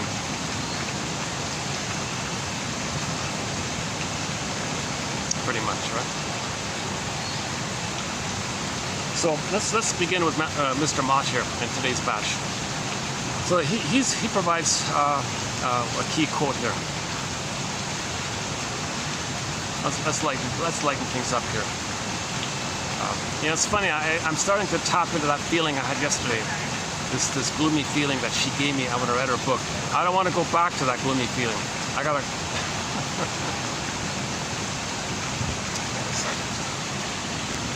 Let me do a perspiration management. Hold on a sec. Give me half a minute here.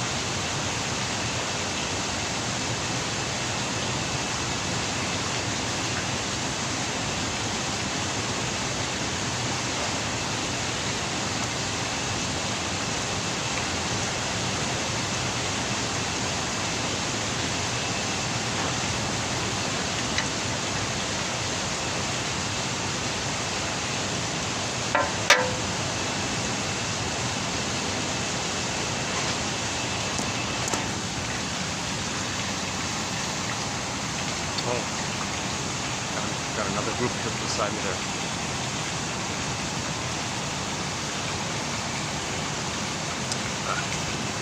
Maybe I can, let me turn around so I don't have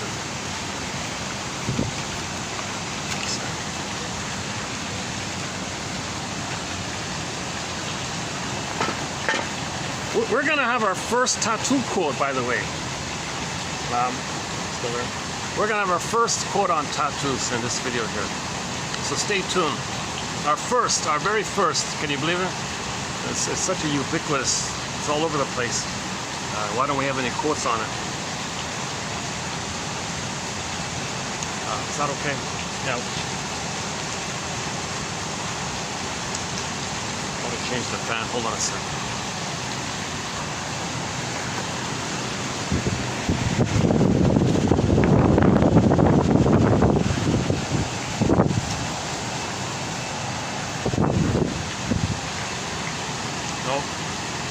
Breeze. Hold on.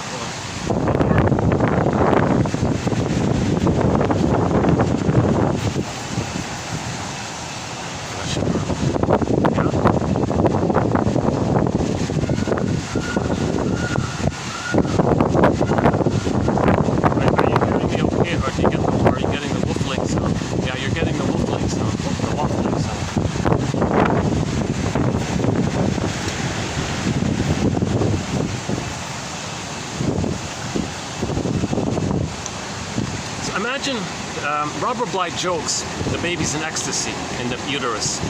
The baby's considered to be in paradise, Shambhala, Shangri-La, Avalon, Garden of Eden. It's going to fall from paradise. Okay. So Mott thinks that the baby's feeling, it's very radiant, quote, shining. Okay. So this idea of Mr. Lucifer, the fallen one, okay, that means you ejected out of the paradise with the mother. The baby is in a symbiotic paradise. It's a blissful oneness. The baby's one with the mother. No differentiation. He doesn't know where he begins and ends, where the mother begins and ends. Fusion, symbiosis, merging, unical mystery. One with the big mystery. And he thinks this whole thing is him. So he's got the power of the mother, his power. Megalomania, I dies glorified. We're all born with the beingness. We're all born with the golden ball, hence the shining quality. Okay? The radiant like the sun, it shines like the sun. So that's why they call the baby who is ejected out of the womb in a traumatizing way as the fallen one. Okay? They say Lucifer's the fallen angel. That's code for that the baby was traumatized and removed from the oneness of the mother. The baby needs a blissful oneness of the mother. Not just in the uterus, but and it shouldn't be severed at birth. It's got to continue for the first 4 to 5 months. Babies need an extended paradise, an extended shining time. Okay? He needs to be the shining one with his mother in a blissful oneness for the first 4 to 5 months, whatever it is. The mothers will know when the child can hatch out of the egg. So he's in a kind of egg like that. It's called the mother-infant dual unity. It's like a two, but it's just all one like that. From the baby's perspective, it's all him, even though there's two. The mother knows there's two, but the baby doesn't know that yet. The baby thinks it's all just him.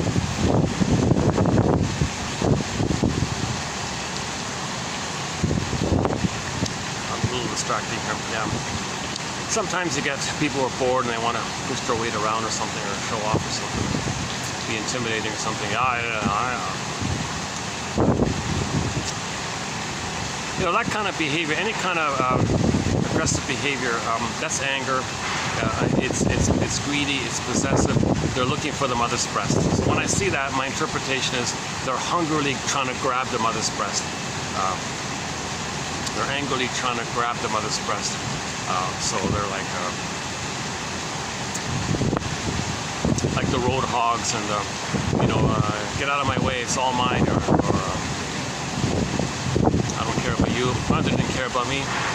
I'm greedy. Get out, Okay, let's back up. Let's go back to the theory here. So toxic masculinity means the person's feelings were lost. Okay? Then anger is the constant.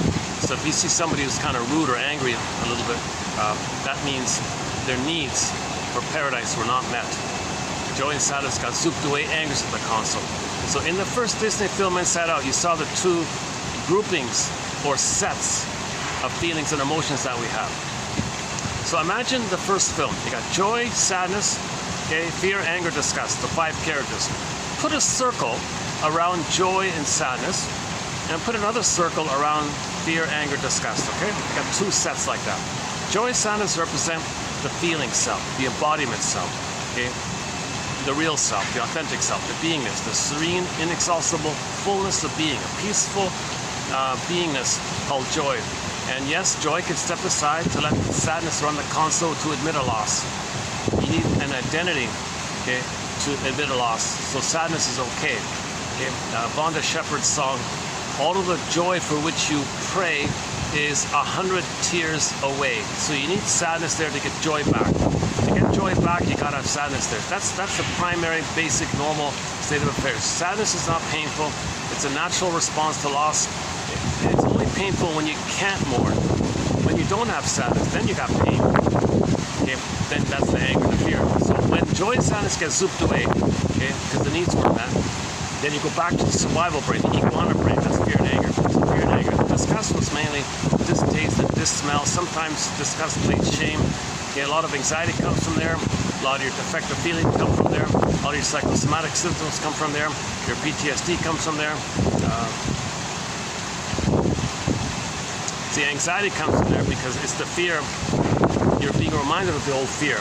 As you go through life, when you're reminded of the old fear, that's called anxiety, because anxiety means you're afraid and you don't know why. Well, you're feeling the old fear, but you don't remember. Anxiety is the physiological language of that. So that's what Inside Out is. That's why anxiety is the console, because there's trauma and too much fear.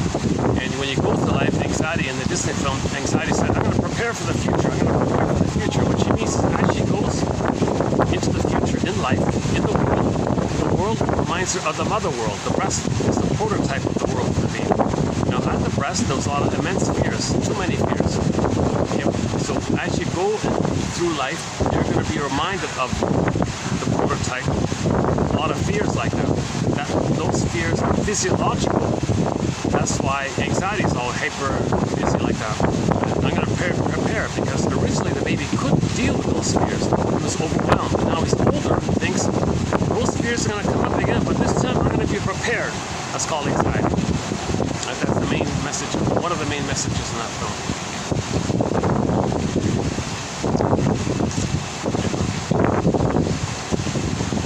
Yeah, I feel a little triggered seeing somebody like that near me. It reminds me of my old fears. It makes me feel a little anxious.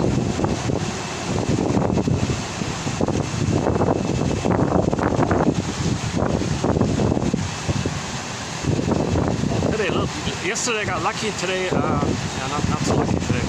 It's always a mixed bag when I do these videos outdoors in terms of interruptions, my mood, and different factors. Okay, enough of that.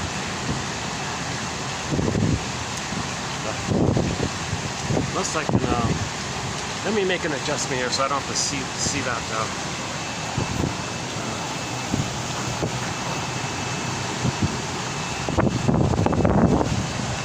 Let's try that better.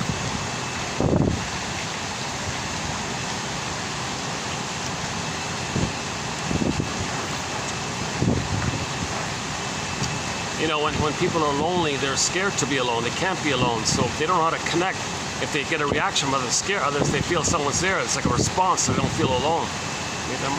Maybe one theory in that area. Okay, let's go back. Let's go back to our quotes here. Anger is an expression of unmet needs. Okay? So if I see somebody who I think is angry in the present, that reminds me in my past of somebody being angry, and I had a lot of fear like that. Now I don't remember it. That's why I feel anxiety. Anxiety means you're being reminded of old immense fears from the past. Something in the present triggers the past, and then you know that through your physiological response, fear, anger, so on.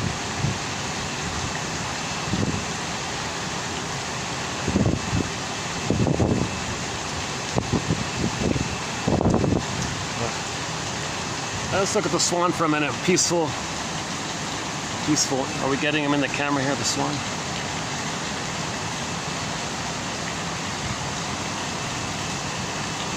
Yeah, so once again, I have anxiety. Your mission, should you choose to accept it, is to relate these quotes to yourself. So I have anxiety. Keep that in mind. I have anxiety. I'm not a professor. I'm not a midwife, doula, nutritionist, gynecologist. I'm not an anthropologist. Of course, I'm not a cultural anthropologist. My goodness. That's very interesting that she can study all that. She studied world religions and world traditions, and she's quite scholarly like that. But I think she's got a blind spot. I think her blind spot is she didn't do the analytic process where she grieved her losses and displaced all those feelings into aliens and Mr. Devil's running all, jeepers Christ. And it's ironically, her book resembles what she's talking about in a way. Because a lot of people are not interpreting myths and fairy tales. So she's creating a myth or fairy. She's creating a myth in a way in her book, almost. She's supposed to be an expert in mythology. So let's go to who I believe to be more helpful expert in mythology, Mr. Mott. Underappreciated author, my goodness. Thankfully, his book did get digitized. It's over 100 years old, so that's part of it. So think of the baby.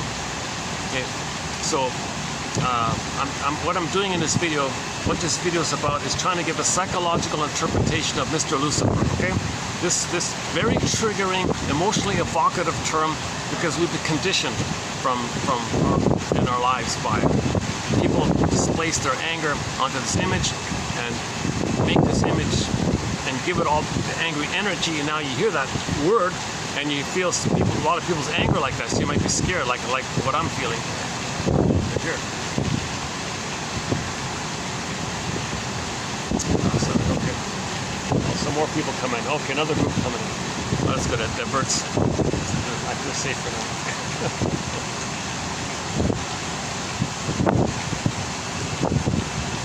Okay, sorry. Okay.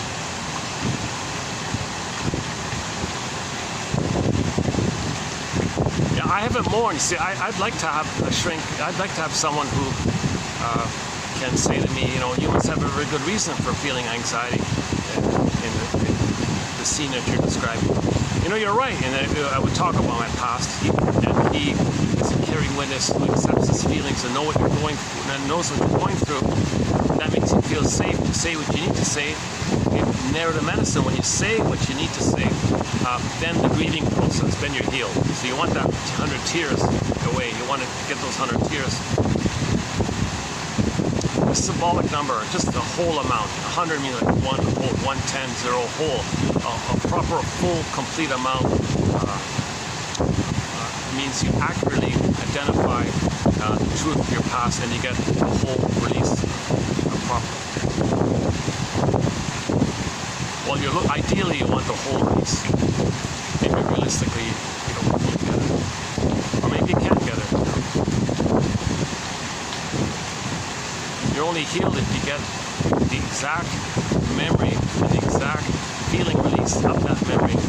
And now you have a that you have a nest, so you have a belated understanding linked to the belated release. The belated release needs the belated understanding. That's the nest, and they got the egg and the firebird. The firebird, you ride the firebird. That's called emotional knowing. To get the emotional knowing, to get the emotional release, the healing release, the positive catharsis, you need the nest, the knowing to catch it. You need the catchesment to catch it. That's what these quotes are all about. Okay, back to Mr. Mott here. So imagine a baby in the uterus. He's considered to be happy, blissful feeling. He's shining. He thinks, emotionally speaking, metaphorically speaking, like the sun, he's shining. That's why they say Mr. Lucifer is the shining one. All babies are the shining one. Now, in some stories, there's a fall there's a separation from the mother-infant dual unity. If the timing is right, it's okay. He's going to be healed. So a lot of people say, well, this story about Adam and Eve, they also fell out, but the timing was at the right time. They needed to fall out because the teeth grew in. That's the apple. They can bite the teeth, so the age was right, so they can separate. Now, if the baby's prematurely ejected out of the paradise, way too early, some babies have that experience. So then he's also a fallen angel, but the difference is it's too much. It's too much for a baby to soothe himself if he's removed from the mother, put on a torture table, strapped down in a straitjacket. Some people come in with instruments and torture the poor baby. He can't move or cry or do anything. And they say, oh, in the name of pillage and plunder, we calcify you, make you numb, make you like a... we need soul, we need aggressive people to pillage and plunder. So we choose you. You're selected. You're the tool. This kind of area, I don't want to specify it. Let's be clear here. This pillaging and plundering has been going on for 10,000 years. So I'm not trying to pick on anybody or kind of thing. Although she kind of has a theory in that area. I don't want to go into that kind of area. It's just too... If something's too triggering, I don't know how... See, shrinks, they know they have a good sense of timing with their interpretation of something. So you don't say to a person with a narcissistic pattern, the bully pattern, the aggro pattern, you don't talk feelings with them. You don't talk interpretations. They can't free associate. They can't make I statements yet. They can't get in touch with something that's real. They're only thinking like with the inflared amygdala. The amygdala isn't flared. EAS, enlarged amygdala syndrome with trauma. So they're only thinking in my greed or your greed. You got to be down, I got to be up, because I'm up, my mother was up over me. So you're me, I got to see you down, disadvantaged the way I was disadvantaged from mother, because I'm the mother, and I'm in this timeless place. They're only thinking that survival with the mother. That's all they're kind of thinking. So you can't, they're not there yet to be aware of it. So at some point, hopefully, people do get to that point. That's the story of the Odyssey, where Odysseus finally got the message and went on the 20-year journey to find his inner home, his soul castle, and Penelope came back. So I'm not trying to I'm trying to understand. Psychoanalysis is about understanding. Play Rick Emmett's song "Saved by Love." Saved by understanding. Saved by understanding. That's his main #1 hit as a soloist, Rick Emmett. Alyona Yarashino does a very good cover of Rick Emmett's "Laid on the Line." Very nice. Recently added to her soundtrack. Okay, let's go back to Mr. Mott here. So the baby in the uterus is considered to be shining. He's the shining one. Okay? Meaning his emotions are vibrant and alive. He's happy. He's blissed out. He's got all that. So there's a common motif in myths and fairy tales, which religious stories can co-opt. Okay? So myths and fairy tales are metaphors for psychology. If the baby is removed from the mother prior to the time where he's ready to do so, then he's the fallen angel, right? So he's not the bringer of light. He's bringing the message that he didn't get enough oneness to the mother. That's all that means. See, people are confused because the storytellers have talked about some star up there, the shining star, and there's a fallen from there. And that star was called the shining star, the morning star, I forgot, whatever. And something fell from there or something. So you're referring to bringer of light. You're bringing light because there's light there? No, this is not Prometheus. This is not the story about Prometheus giving people fire and he's going to bring light. Not this. This is a confusion. This is part of the pillage and the plunder to confuse people. No. Okay. When the baby's traumatized, he's not bringing any light to himself or anybody. Now, storytellers who interpret and tell you that he's crying, that he didn't get light with his mother, that he didn't get enough time of light with his mother, then that awareness is a bit of light. You may think of it that way, but he's not giving it unless he interprets himself and says that. If somebody says, I didn't get enough blissful time with the mother, I never felt safe with the mother, she betrayed me, she failed me, her cunning tale, and the person's aware of it, giving you awareness, that's a light bringer, if you want to say it that way. So shrinks are light bringers. Pete Docter is a light bringer. These Ibsens and Miltons, philosophers, interpretive literature, these people are light bringers. If they're making you conscious, anyone, Freud, okay, Masterson, these are light bringers of making the unconscious conscious. That's, you can say like that, they're light bringers. But the baby being traumatized in the uterus at birth or shortly afterwards, before the 4-month time, he's not a light bringer. He's enraged, he's bitter, he identifies with the aggressor, and he's going to spend his life envy, greed, spite, vindictiveness, Schadenfreude. He can't mourn, so he'll say contempt, sorrow, grapes, didn't need you anyways. The constant quest to see others damaged because he's damaged, because he's the damager. It's better to be the damaging mother than to be himself damaged by the mother. Now, he is still damaged by the mother. He just distracts himself from the pain of and the repetition of it when he finds proxies to play him. He's still damaged by the mother because he's the damaging mother who damages himself. He just distracts himself from the pain of damaging himself when he damages others. So he externalizes, his attention is focused outward, and distracts him with him, and he keeps the blissful feeling of being one with the mother. He's not bringing any kind of light like this. Okay, so all the stinger personality patterns, narcissistic pattern, bully pattern, Iago pattern, all these personality patterns that develop when there's trauma prior to 18 months, you can say they're all kind of in that area. No one calls these people, they're following a Luciferian agenda, they worship a Lucifer. Okay? That's just code for identification with the aggressor, treating others badly the way the mother treated them badly. That's all that means. You gotta put on the couch. You gotta interpret these metaphors. If you just put an image like that, you're scaring people. You gotta put words to these images. Storytellers use images because of the language issue. We all had different languages back then. What's going to survive over time? So images, stories survive, but you can't. There isn't like a common language changes over time and things, so there isn't like a specific language like that.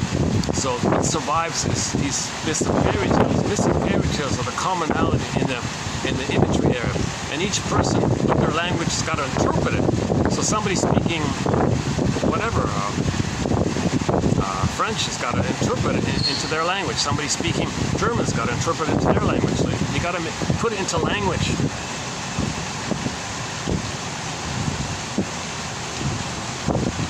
Okay, so he's not bringing any light. First of all, he was the shining one. So Lucifer is not the shining one. Lucifer means the unborn child who's traumatized. And you call him that, and you think so badly about the baby, he's a victim. Oh, he's filled with envy and vengeance. Well, that's the feelings. If hate is at the console, anger's at the console. When anger's at the console, you got vindictiveness and spite and envy and all that. It's mainly envy, right? The baby sees the mother as taking away his goodness, so he takes away other people's goodness. Oh, that's Luciferian. See, it's too charged up, it's too triggering. You gotta clarify it. You gotta clarify it. The baby was shining in the uterus. He was prematurely ejected or traumatized. Prenatal distress syndrome. The mother was smoking when pregnant. The mother was drinking when pregnant. Too much caffeine when pregnant. He was traumatized in the uterus. He's not shining anymore. Okay, he's Prince of Dark. The shine goes away. He's the baby of darkness. It means he feels dark. So Prince of Darkness just means the baby who lost his shine. Now he's the baby of darkness, baby who feels dark. It just means he lost the shine. You got to interpret these things. What do people mean when they say these things? So the baby is lost the shine, and he's lost the mother. Then he's filled with hate, greed, envy, spite, vindictiveness, shadow, void, grievance collecting, injustice collecting, perverse term. And then he can't more losses. Becomes a bitter, stingy curmudgeon. He's not an elder. He's not generative. He's still in this bitter battle with his mother, acting like the mother, and fighting with the mother. So how does he be loyal to the mother and be the mother and be angry at her? He is her. So he finds proxies to play himself in the mother and reenacts it like that. And it causes a lot of harm like that. And the energy of all that harm, we say, oh yeah, he worships this energy. He worships his own energy who identifies with the mother. Paging Dr. Bowlby, attachment theory. Maybe he has to attach to the mother. The only way to have a mother is to be her if she's hurting him. That's the energy behind the image that springs forth from that. Then you say, well, if he worships, that just means he's got a mother complex. He was hurt by the mother and he is her. So if he worships this image, he is that image. He's worshiping himself. Kind of like narcissist admiring himself in the pool of water. He worships himself in his reflection. He's just stuck in that original archaic place where he's one with the mother. So he's one with the mother. The mother hurt him, he is the mother. And he's angry with the mother. Now due to repetition compulsion, he's going to harm the way his mother harmed him.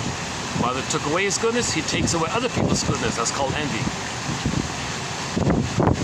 So sarcasm is also hate, and so on. So here's one line from Mott here. Just one here. The unborn child. Okay? The unborn child. I don't use this word fetus. Every time I see that word, I replace it with unborn child. All throughout the 10,000 quotes. Okay, the shrink, somebody would say the feet. What? Come on, it's a human being in there. Babies, unborn, they're human beings. You know, once the baby forms, whatever it is, 2 months or whatever, there's a baby in there, right? Close to 2 months or whatever it is. The unborn child with his or her shining affect, the emotions are shining, the golden ball. We all had a golden ball, we lost it, want to get it back. Now if you can't get it back, you're worshiping the devil, worshiping Lucifer. That just means you can't get it back. You're trying to get it back and you can't get it back because mothers shouldn't traumatize their babies so severely that they have no chance of getting it back. That torture thing they do on babies, I don't know how they're gonna get that back. When a baby's removed from the mother, put on a torture board and in a straitjacket, and he's like blanked out in a trance, and he's disassociated trance, and he's traumatized severely, and his brain, his emotionality, it's not only turned to stone, it's turned into steel and stone. It's just hardened and more hardened, turned into. So now you create images of the devil characters made out of steel, bodies made out of steel now, because they feel like that. That's how do you heal from that? How do you get back your heart when that happens to you? So that's why this barbaric procedure really we need to shine a light on this area. So there can be enough pressure on people to stop this. A lot of people say that the sacred masculine is when the father says to the doctor, "Oh no, you don't remove my baby from his mother. You leave the cord, you leave the placenta. The cord belongs to the baby, still pulsating, still sending him oxygen and blood. The placenta belongs to him, it's part of him. It's the baby's spirit guardian animal. It's a support system." The doctor says, "No, we got a procedure. We got to use your baby to pillage and plunder." I don't care about that. So the sacred masculine on the father's end, what the father can do is protect this baby if the mother's helpless and can't do it. The father steps in and says, "Don't you dare sever the cord. You leave the cord, leave the placenta. Tell you what, better yet, now that the head has come out, I'm going to take it from here and I'm going to gently hand the baby to the bosom, and all will be okay. Leave the cord, leave the placenta." I know procedure says we got to use your baby as an agent to pillage and plunder. I don't care about that stuff. You don't rob my baby's soul like that. He's not your property. He's not your thing. He's a human being. He needs his mother, and I'm going to protect my baby here. So the sacred masculine would be to protect the baby from being removed from the mother. So you leave the cord, leave the placenta. It's called a lotus birth, gentle birth, laboyer, counseling cannot, time sensitivity, hormones being there. Okay, the position, mother does everything in advance to prepare for the natural birth, the pelvic tilt maybe, and the gravity, the contractions, and minimizing the chance of pills interfering, traumatizing the baby's brain and whacking up the set points in the brain. A lot of things can go on there, but at least what the father can do is make sure the gynecologist or whoever it is doesn't remove and sever the cord. Oh, we got to put him on a scale. We got to weigh him. We got a form here. It's by law. We got to weigh your baby, and it's for his health. Oh, no, you don't. You don't weigh the baby. I don't care about the weight. Whoever cares about the weight of the baby? It's not oh, well, if there's an emergency, then we got to know the weight and we know what pills to. This is like a 1 in a billion kind of thing. I'll take that chance. No, you don't remove the baby. Well, then you got to sign a form. Fine, I'll sign the form. If there's a 1 in a trillion chance, needing to know the baby's weight is going to save his life. It's extreme. We got to get away from these extreme 1 in a billion kind of case scenarios. The baby needs his mother. It's natural. It's nature.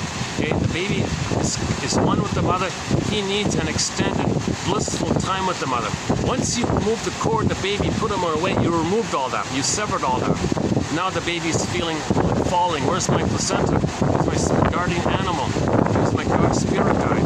Okay, and then later on, well, we got to remove the placenta from the baby because then later on, we'll send it to the building and the guy at the podium will say, I found your placenta. You found my placenta? The phantom placenta's in the sky. Form a cord to it. You know, he's so addicted to this. And he said, because he didn't drop off on this according to nature. You gotta let nature decide when the thing falls off. So we need more of this sacred masculine where the man protects their child from the violence of the quote-unquote Luciferian procedure, she says, to traumatize the baby in the name of pillage and plunder. In the name of pillage and plunder, we traumatize your baby. You know, stop this nonsense. No, doctor, you don't remove the cord. I have to, it's procedure. I don't care about the procedure. Sue me, you don't remove, no judge will agree. Well, George Collins says the judges are controlled. It's fake judges. I don't know. So the father's got to do he's got to do what he can to make sure the gynecologist doesn't remove the baby from his mother. All the more reason to hand the baby to the mother if there were any kind of complications at the delivery time. He needs his mother even more because the mother can heal traumas and difficulties during the birth time if the secure attachment is established. If the baby and the mother can latch on and have the warmth and the rhythm of safety, skin to skin, breastfeeding and loving eye contact between the baby and the mother, warm embrace, smooth, the baby's body molds skin to skin, smoothly into the mother's body, the mother's arms, bosom, safe, warm, like a womb, Babies need an extended paradisical womb. This matrix, the mother, womb. He needs an extended matrix mother womb. He needs this extended paradise, extended Eden. You don't want him to be fallen. You don't want the shining baby to be fallen and be envious and like the Mr. Lucifer character, which is a symbol of this phenomenon. The Lucifer character is a code for babyhood trauma. Lucifer is a character of baby trauma. Why are so many mothers and fathers and strangers traumatizing their babies like this? This barbaric procedure started 10,000 years ago in a confused panic of pillage and plunder when we made the transition from global village to global pillage. This all started back then, the theories. But the trajectory is that the food is being, you see what's happening, right? 30 people, we don't need the numbers, right?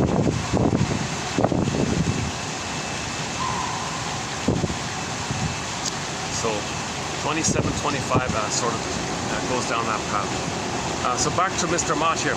The unborn child with his shining affect, i.e. he's the shining one, quote unquote, is always, he says always, is always represented in mythology storytellers are the shrinks, storytellers, the mythologists. In mythology, this is mythology. Okay, the fallen one, the shining one. Okay, this is mythology. This is originally mythology. Again, the unborn child with his shining affect, the shining one, is always represented in mythology as cast out of the womb. Cast out of the womb. That's the fallen angel. So when you hear fallen angel, he was cast out of the womb prematurely. He was cast out of the womb prematurely. Now in healthy development, okay, his egotism is dissipated. So at age 4 to 5 months, this grandiosity that he's little king, little god, shining little god like this, okay, that naturally goes away, and then he's cast out. If the timing's right and he's cast out at the right timing, they say the Adam and Eve story is the timing was right, so they're okay. But the other one, it was premature. That's why he never heals, and he dedicates his life to envy and greed and vengeance and vindictive fantasies. And then you don't want too many people like that, because then they group together and they're nice to each other, but they hate everyone else. And they create an in-out phenomenon, and then you got a small percentage or 20% pillaging the 80%. His mother pillaged them, and they don't care because they're in survival mode. If the baby's ejected or cast out of the Garden of Eden too prematurely, okay, he's in the survival mode of, I gotta be like the mother who did that. I gotta act like the mother. My only sense of survival is to treat others the way my mother treated me. That's how I survive. They can't be themselves because they never got mother's love to do so. For a person to love life, they need mother's love first. If they don't get mother's love first, if they don't get mother's love to be themselves, they become the aggressive mother, and they can't leave her because they never got her love. Now, the only way out of this mess is they play Bonda Shepherd. All the joy for which you pray is 100 tears away. It's called free association. Now, it's hard to free associate. It was very difficult for the characters to find the stream of consciousness in the Inside Out 2 film. It was very difficult for them to get on the boat, the broccoli boat. It's very difficult to free associate, to say a truth, to say a real feeling. It's very difficult, because once upon a time we had our real feelings. Look at all the pain around it. Nobody wants that pain, so I don't know my feelings. So you can't speak from your feelings because of the memory of the pain. Simple, basic, classical conditioning. If there's too much pain, you avoid it, right? So you got to feel safe with somebody, develop a trust with somebody. You're going to test them. Do you know what you're doing? Are you competent? Are you safe? What the shrink says, I know what you're going through. You have very good reason for testing me. Oh. You must have a very good reason for saying this. And he gives it a combination of psychoeducation, combination of safety, combination of rapport, combination of interpretations. It's an art and a science what the shrinks do. It's a craft. It's considered like a craft, like an artist or something. He's a verbal artist, using himself, his feelings, his vocabulary. He's a very skillful kind of character like that. That's why we love people like Karen Horney and Masterson and all the good shrinks that we have here. So we don't know these people, but we have their books, so we're learning from them.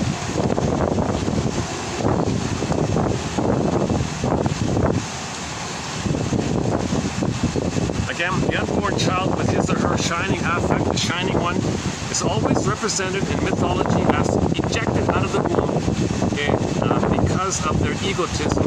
Okay, reference the story of Lucifer being an example of this. But this is a motif. In myth, there'll be myths all over the place with the same motif.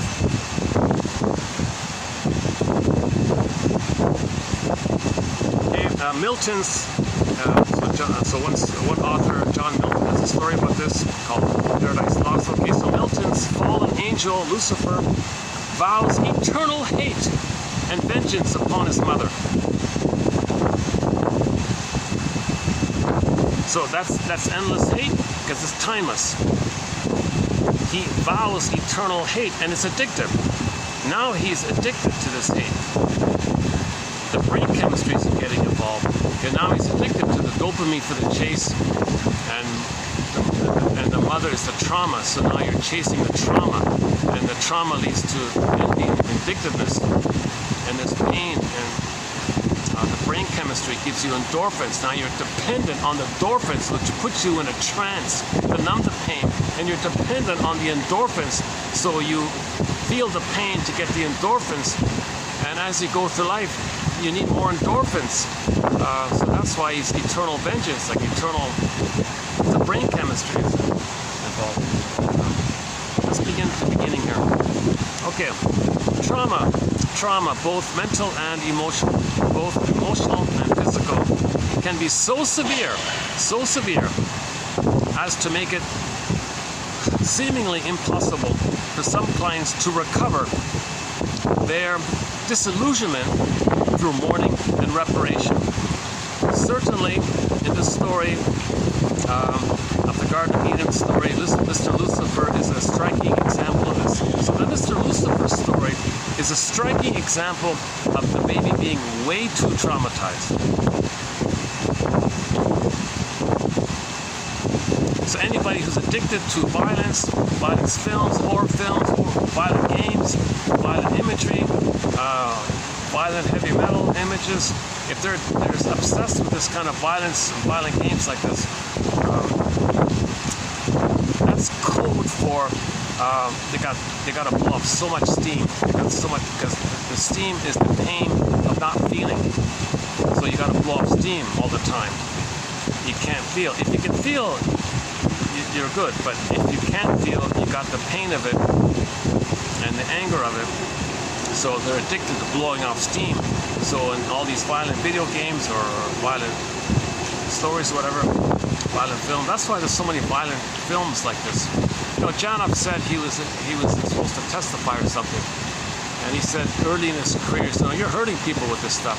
Then he said, well, I'm confused, maybe people need to blow off steam, I don't know. See, it was a kind of question like that. So in other words, it's called complicated grief, aggravated grief, the derailment of the grief process, mourning and reparation. They have a very hard time to do this. So somebody like Iago, can you imagine somebody like Iago trying to heal? How cynical and sarcastic, and how he's like a little demon himself, right? That story, Iago. He gleefully is excited, conniving, deviously spreading rumors against others to get them against themselves, because the goodness over there and the goodness over there, he tricks the two against themselves. He sits back and gleefully feels addicted, called Schadenfreude, to see all that goodness damaged, and he's safe with the mother who did that to him. And the little white flowers involved, because it preserves his blissful oneness to the mother. So he's trying to get back to Garden of Eden. That's why he's so gleeful and sadistic, because he gets back to Garden of Eden when he replays the trauma bond with the mother. So when he sees goodness outwardly damaged, he feels heavenly with his mother who did that to him. How does he unblend from the mother if he is the mother? How does he unblend from the mother if he has no memories of any kind of love with the mother? It's much harder. So you need knowledge. You need to listen to Bruce Springsteen in Toronto when he gives his introduction to the song Independence Day. So YouTube, the singer Bruce Springsteen, his song entitled Independence Day, done in Toronto. Okay, listen to the intro he gives. That's a good starting point for healing. Okay, you got to find the third side of the coin. It's hard to do. You may mock the idea. Oh, either or. Who cares? Who cares about healing? That shows you how much pain there is to heal. We want to heal, but there's a lot of pain at the same time. Hence, there's a huge inner conflict. Let me. Is the fan okay? Sometimes I feel the wind is moving the fan.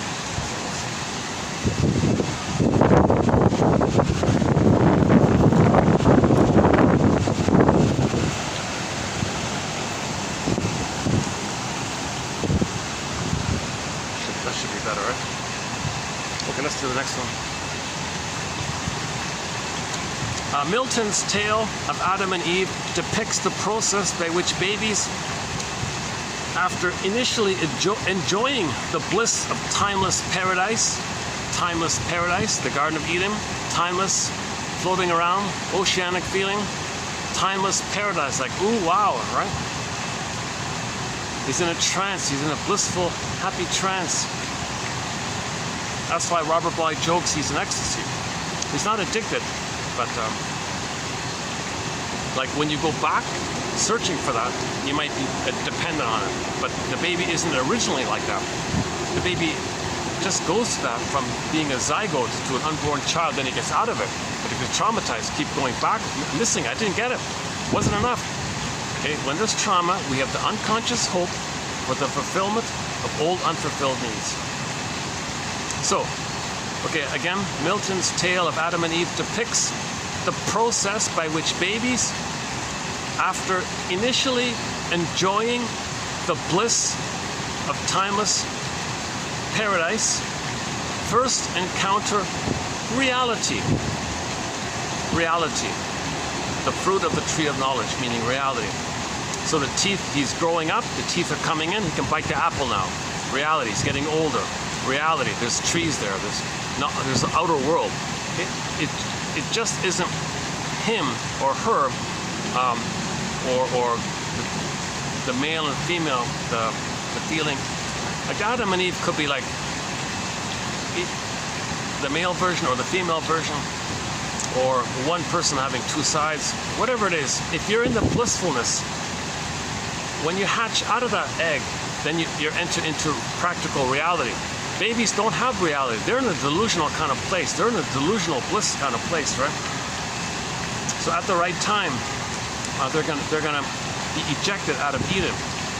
And then Adam and Eve suffers the painful expulsion from Eden. Now here's the thing, if the baby is loved, it's not painful. It dissolves naturally. There isn't a painful expulsion from Eden. Or maybe there's a little pain and he can handle it later on.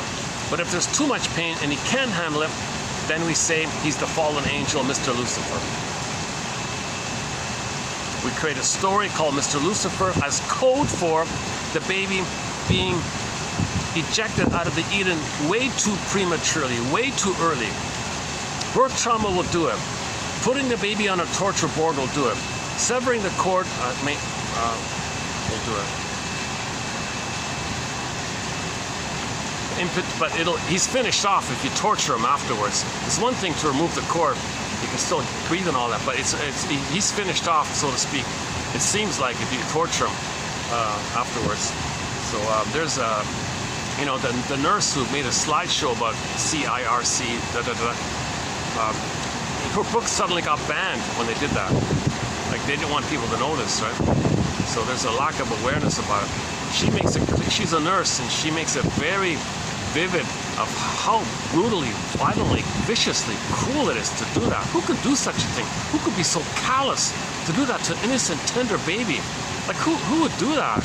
Like they must be extremely calcified themselves to do that. Yeah, I'm calcified. That happened to me. I feel nothing. That happened to me, so I don't feel. We need more people who don't feel.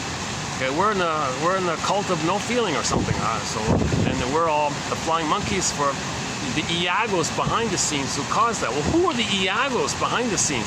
She thinks the Iagos behind the scenes who traumatized these chosen ones, quote unquote. He thinks these Iagos were these alien people that came in and selected them to pillage and plunder. And she had a funny thing about them. She said they're so angry, these characters, that they're hurtful amongst themselves. So that's why the Ten Commandments was only for them, not for the rest of people. So they got to function amongst themselves, not attack themselves or something. No, you can't hurt each other. You flying monkeys got to be nice to each other. I need you to function. You're meant to not care about outside the little cult like this. So this metaphor of somebody behind the scenes, I'm calling them the Iago characters, because the Iago characters have this kind of their level of trauma is such that they're detached and can calculate in that area. So they need flying monkeys to be their proxies for them, like the Wizard of Oz, right? Which she had the flying monkeys. She didn't do it herself. And like the Star Trek episode of the Jeopardars, if you go to the Star Trek episode forgot which series. There's a character called the Jepidars. Now again, this is a metaphor. I'm not calling anybody that. I'm not saying that. But these Jepidar characters said, I don't know, we were born like this. We were born traumatized. We're born to be violent, and that's it. And we don't know how to find our humanity anymore. And the story's about one guy, you know, ripping the cord away and trying to find his humanity. Can we help this guy? How do we help this guy? Because he realizes it's not his natural nature, that he's conditioned like that. So he's victimized, he's objectified. So he got some awareness like that. How do you help someone like that? How do you help someone who, you know, does all these awful things, and then and use the knowledge of propaganda to trick you to think you're their mother, which you gotta admire, like all this double think and flip-flopping.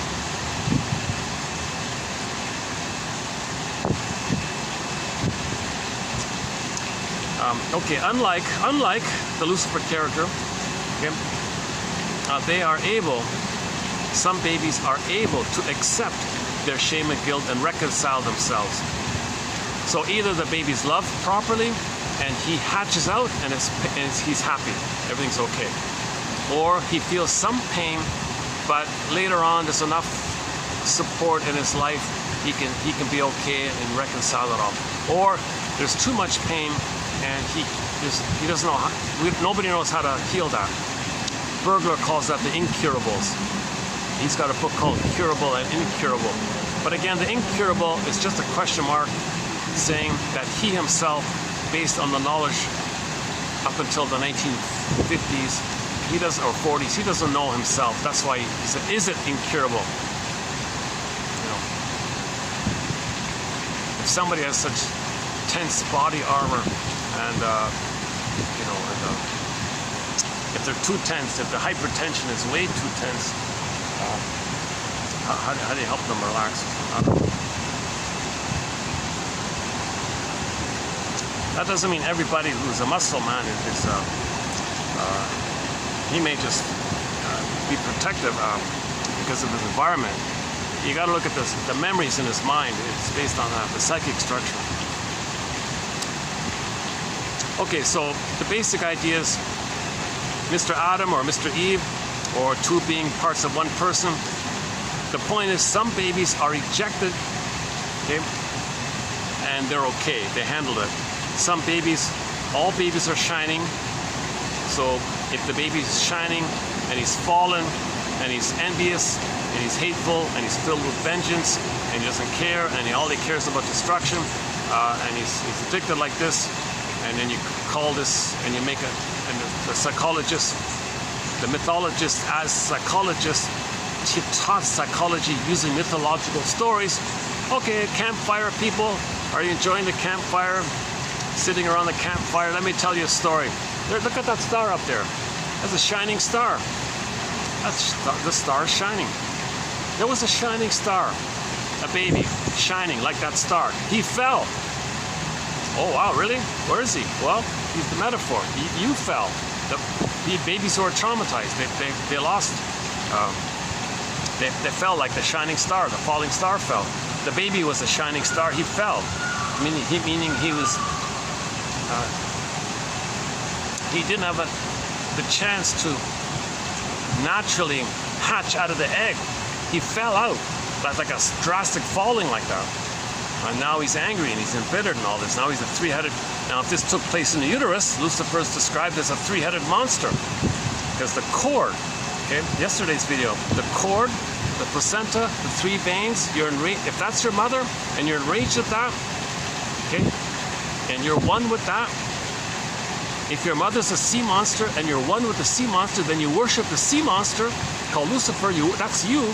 Then you're worshiping yourself. That's your narcissism, your egotism. When you worship your mother, if you're the mother, so you're calling yourself the sea monster. In other words, it's not power. It's just that's trauma in the uterus.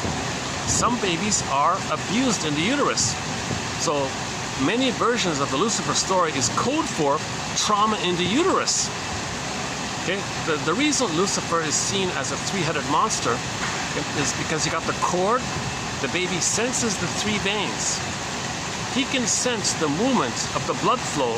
There are three veins in the cord. Look at the medical profession. Look at their symbol. They got a staff and the two snakes. The staff goes straight down. That's the center vein that sends the oxygen and blood and nutrients to the baby. From the mother to the baby, you got the straight one. That's the staff part. The two snakes that spiral up. Okay, those are the two veins from the baby sending his waste elimination up to the placenta. So the whole medical profession was inspired by this. So they adopted as a symbol for the procession, as a symbol for their profession, this symbol, straight blood vein sending the nutrients, and the waste goes up. And doctors try to mimic that. They're inspired by that. Can we nourish our patients, and can we take out the bad? So they use that symbol because there's a trauma at that time. That's why the Lucifer character is a sea monster with three long necks. That's trauma in the uterus. Now sometimes Lucifer is called Satan or the devil. Okay, that means that's the breast time. So the breast with the two horns, that's trauma at the breast. Prenatal trauma, it's Lucifer because it's the three-headed monster. If trauma at the breast, they got the devil or Satan, that's the trauma at the breast time. It's amazing how so many mothers are abusing their babies at the breastfeeding time. She's got immunity, father's not around, she thinks to herself, I'm angry at my husband, I'm going to brainwash my kid in a trauma bond to be loyal to me, and then I'll have more power against the guy I hate. So she wants to control the husband, she uses the baby as an alliance. The more the mother traumatizes her baby, the more that baby's going to be loyal to her in a trauma bond. So she may do this thing, well, all right, baby, I'm the allied parent. I'm the one who loves you. Your father's a bad one. And she uses the baby as an alliance to attack the father or something. So a lot of mothers are doing, they're in survival anxiety. They're trying to survive themselves.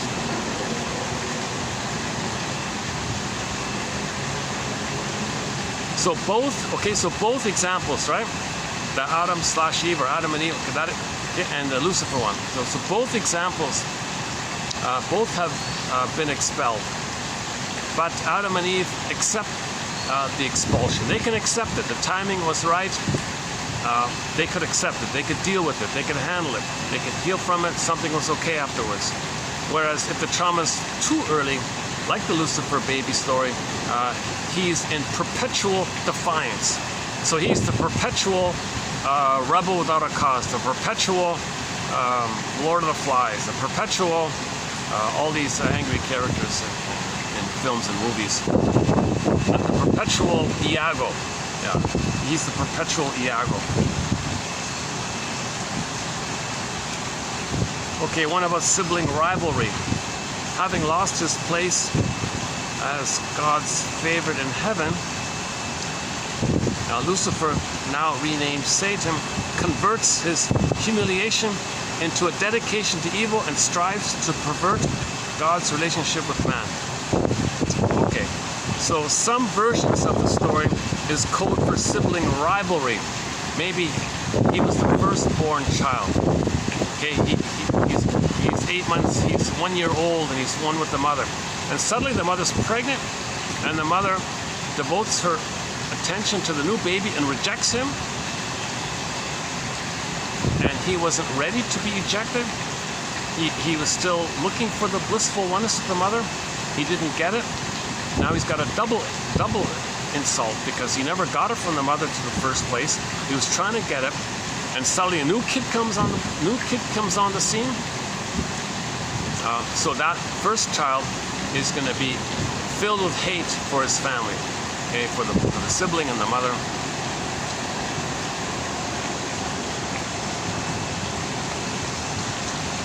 It probably makes sense for the mother to have a baby at least minimum after her first baby is over 18 months. But meaning the baby had the greatest chance to resolve his infantile megalomania. He can be ejected healthily out of the Garden of Eden post 18 months. You see, it's a gradual. He has the Garden of Eden inside, first 4 to 5 months, and then 4 to 5 months to 18 months, it starts to dissipate. It starts to dissipate.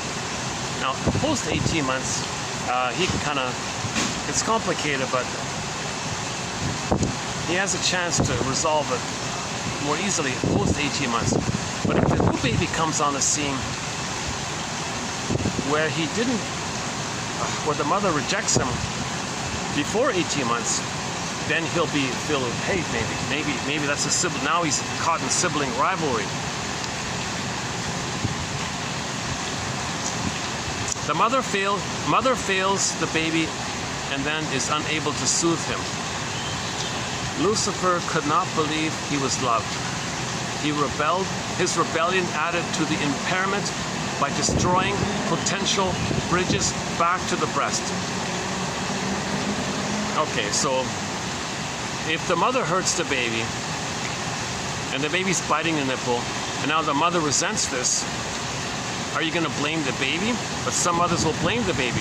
Baby, I robbed you of the bridge to me, and now you're going to bite me? I'm not going to allow the repair to take place because you bit me. Poor, what an insult to the baby. The baby was violated, so he's biting the nipple in his panic. And the mother punishes him for his anger like that? So because of the baby's behavior, they say, this Lucifer baby, this baby who was prematurely ejected from the oneness, who's now biting the nipple, and then the mother says, you're making it more difficult to restore the bond. I don't want to restore the bond with you anymore, baby. I failed, and now I'm going to double fail, and you're making it easy for this double failure to take place because you're biting me. Oh, come on, mother. You're blaming the victim here. The mother's blaming him. So that's why he's so angry. That's now you got all these Lucifer stories. All of these Lucifer stories are code for a mother doing this kind of thing. A mother hurting the baby and then blaming the victim. How's the baby going to feel afterwards? He's never going to trust. All he's got is vengeance on his mind, right? All he's got is vengeance and revenge on his mind.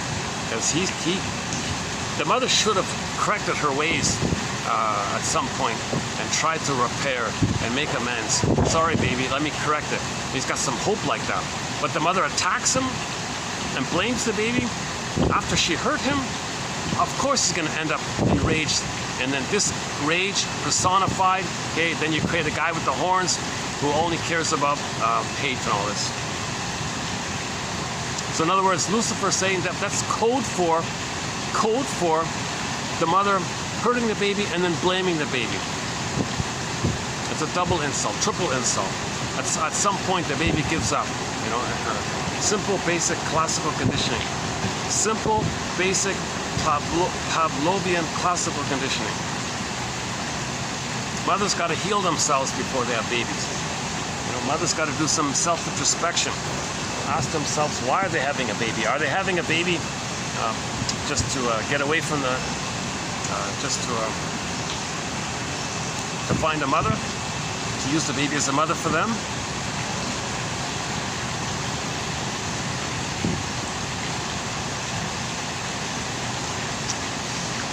Lucifer is driven by envy and narcissistic pride because he cannot tolerate seeing himself diminished. He gave up the quest to be loved, dedicated himself to envy. All right. So the more traumatized the baby is, the more he's going to compensate with the glorified narcissistic illusion that before he was ejected, he was a little king or god in the uterus. Before mother hurt him, before that time, he was in paradise. During the time he was in paradise, he thought he was a king or god. That's called narcissism. So he takes refuge in that once upon a time delusion that he was a little king or god like that. So his real feeling self is going to be seen into proxies, which has got to be damaged. So he's glorified in his narcissism and his narcissistic pride, neurotic pride, narcissistic pride preserves this refuge in of him thinking he's a little god on the throne, a little king on the throne in the uterus. His real humanness, he finds proxies to hold it and shames it and damages it the way it's damaging him, and he's proud by it. So think about cynical humor. Cynical, all of this dark humor. Of course, Mr. Lucifer is a master of black humor, right? Every time he makes these dark jokes on others, puts others down, that's replaying the loop of the mother hurting him. He finds proxies to play his childlike innocence. He's the mother who shames him. He's now the shaming mother. So he's got to find others to stand for his innocence to shame and damage. So he's constantly, endlessly, okay, minute by minute, he's got to say, oh, this is no good, this is no good, this is no good. So he's nihilistic, he's sarcastic like this. That's his gleeful, blissful feeling that he's one with the mother. And he takes rep, and when he's one with the mother, that fuels his feeling of being a little king in the uterus.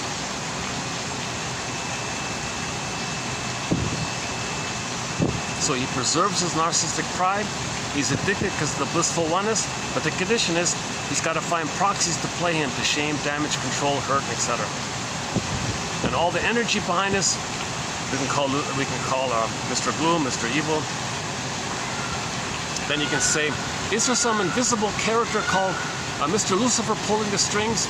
You know, that's just a metaphor that inwardly his energy is dedicated to the mother, and he is the mother. But to have the mother, he's got to shame others the way his mother shamed him. And this energy, in this convoluted mode, hurting others, we say, oh, he's very evil like this, taking away other people's life. Well, his mother took away his life. He's got to have a mother. Paging Dr. Bowlby, paging Dr. Bowlby.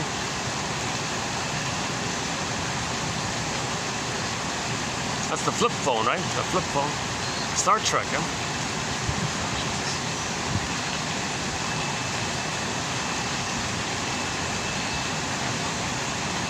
Still there. Goodness.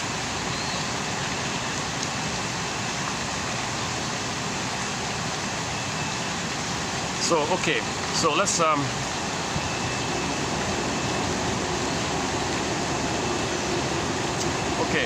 next one here. So we're talking about two ruptures, two kinds of ruptures from this blissful picture. John Steiner approaches, a good author, John Steiner, one of my favorite quotes of his is, it's this verdict of reality that makes the work of mourning so difficult. Reality, it was a loss. You deny the loss because you can't feel sadness because your soul is frozen. That's why it's so hard to mourn. You need an identity to mourn, but if the identity is frozen, you can't have sadness there. Now, when you admit the reality, you're in touch with your authentic beingness and self. That's why it's so hard like this. It's this verdict of reality. Okay, Steiner approaches the different ways of dealing with the experience of loss and ultimate humiliation for Adam, Eve, and Lucifer. Okay, so for Adam and Eve, through the process of mourning their loss, accepting their humiliation and guilt, it is possible to embrace their new reality. So they got through it somehow. They healed, they found the third side of the coin, they forgave their mother. Okay, so some babies are able to forgive their mothers. So it's okay. The Adam and Eve story is okay. It's just a natural process, a natural thing. When the baby's teeth grows in around that time, you can bite the apple around that time. Okay? And the snake is the cord to the mother. And he can separate from the cord. And in dream symbols, see, myths and fairy tales are like dreams. In dreams, you got condensation. Symbols can be around. So the cord, the snake, the apple, okay, meaning he can bite the apple. The teeth came in. And then now you can set the cord to separate the snake, and then he can be ejected out of the blissful oneness of it all. So he can leave the cord, he can leave the tie to the mother, the oneness of the mother, and he's got the teeth, he can bite the apple, he can separate. He's ejected out of Eden. He's ejected out. So that's normal development, basically. Okay. On the other hand, for another baby, if this is too much, okay, we call this, so the story around this is Mr. Lucifer's story. Okay, so for Lucifer, the solution is, what is he going to do? If the baby is prematurely ejected out, what's his solution? what's the result? What's he going to do? Well, the result is unrelenting rage and unsatisfiable desire for vengeance. That's all he's got. That's all this. His only connection to the missing mother is hate towards her. That's unsatisfiable, unsatiable vengeance. So that's, you can plunder the planet, pillage the planet, and it doesn't. See, the Mother Earth, it doesn't work. You can have billions of universes and billions of planets doing the same. It never works. More of the same doesn't work. Okay. The goal of all this is narrative medicine. We need to formulate. We need story medicine. We need stories that are interpretive. Okay, literature is either escapism, okay, or it's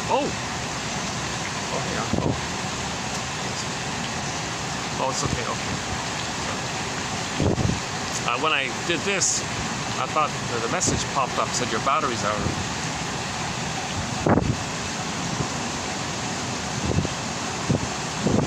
The most dangerous and ubiquitous illusion is that of omnipotence. The most dangerous and ubiquitous illusion is that omnipotence is achievable. Oh, look at that, eh? A huge irony. The baby was never a little king or a god in the uterus. And now you're spending your whole life looking for that you think you never had? That's an illusion. But Peer Gynt is doing it. The Peer Gynt story, he spent his whole life searching for this glory. When Karen Horney talks about Peer Gynt in his search for glory, they mean it like this.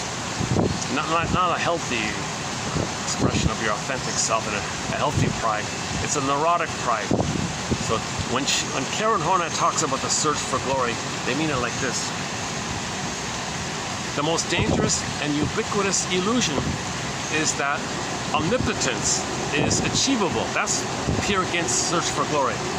And he never got it. Remember, at the end he died and never got her, and Narcissus never got it. Turned into a flower, never got it. His soul was Echo, turned to a stone. Echo turned to stone. Echo turned to stone. The beingness of a person turned to stone. And it is precisely this illusion that is held by the Lucifer story. So he has this illusion.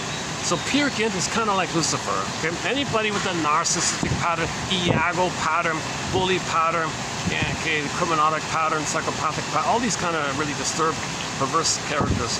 Okay? You can say they're worshiping Mr. Lucifer if you define Lucifer as code, paging Dr. Sanford, it's code, it's a metaphor that the baby, the shining one, meaning his feelings were vibrant, he was prematurely ejected out of Eden way too early, beyond the ability to repair by today's knowledge or by yesterday's knowledge. The person's got to want to heal. He's got to get to a place where he wants to heal.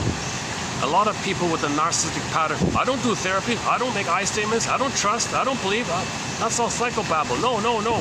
Most people with a narcissistic pattern will aggressively, violently resist talk therapy. Or if they do it, it's a joke. It's just for fun. It's, they'll mock the therapist. So they won't cooperate. So can you imagine somebody like, fill in the blank, therapy. Honestly, honestly, not cynically. Well, let me learn all this stuff so I can twist it and deceive people in my advertising and propaganda. Yeah, sure, I'll go to therapy just to learn this stuff so then I can create products to deceive people. Now, we don't mean it in a cynical way. So they may go to therapy, some short sellers may go into therapy just to get a little more knowledge to trick people with. That's called krivda. That's the name of her book. Using some kind of a truthful thing, twisted to hurt people. This phenomenon is called krivda. That's her attempt to exhume an old word that was around for a long time, but we forgot about it. So krivda doesn't mean like a simple lie. It's like there's something appealing to you underneath that's truthful, to hook you, to twist things, to lie to you. That's called krivda. That's the name of her book. I don't know if I recommend it or not. If you can handle that stuff, fine. But if you can forgive her for being in grieving mode and not interpreting.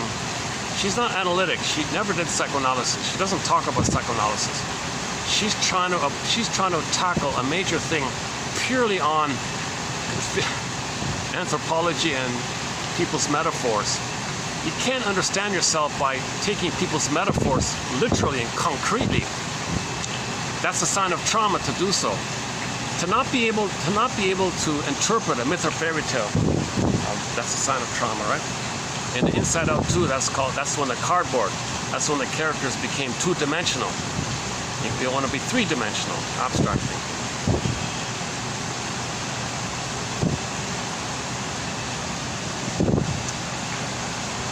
Again, the most dangerous and ubiquitous illusion is that omnipotence is achievable. That's called the search for glory. That's this relentless pursuit that something you buy can heal you from your nursery. No luxurious item can invent a time machine for you, take you back to the nursery, whereby the luxurious item becomes the good breast and you get the proper wiring laid down by a proper interaction. Human connections lead to neural connections. No thing you buy in the present is the human breast for the past. It doesn't make sense. No, I can, maybe I can. Oh, for Pete's sakes. And, okay. After the fall. After the fall. Oh my God, there's a song on our soundtrack called After the Fall by Delirium. The acoustic. There's a very good song on our soundtrack called After the Fall. Is that right? The Fall? Something Fall. In our soundtrack, we've got 4 songs by the band Delirium. One of them is the acoustic version called After the Fall. The singer was Jael from Switzerland. After the fall, Adam and Eve are expelled from paradise, and although this is felt as a terrible thing, it is in fact nothing more than an expulsion from illusion to reality. You see? The illusion to reality. That's the fall. Now, there's a healthy acceptance of that. If you can't accept it, you're staying in the illusion. You're staying in the illusion. So, some babies are staying in the illusion, and if you're staying in the illusion, you're filled with hate because you never got enough love to get out of it. The child's meant to live. If he's prevented from living, he's filled with vengeance and anger at all this. What has he got? Where does he direct his energy? He's to himself, others to him. He's others. It's just he hurts himself, he hurts others. He thinks if he hurts others, he can hurt his mother. And maybe, one theory is he thinks if he hurts others, he's hurting his mother. Then maybe mother will change her ways. That's eternal vengeance because nobody in the present is his mother.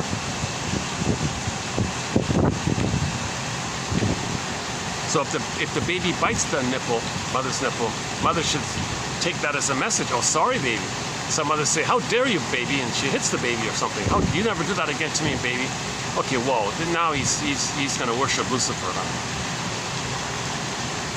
Okay, again, it's a metaphor to say that he was abused by his mother, and all he's got is the vengeance that if he can get even, talionic, if he can get even with the mother. Now he's talionic now, and he imitates the mother and treats others as his mother while he's imitating the mother, and he attacks others as his mother while he's being the mother.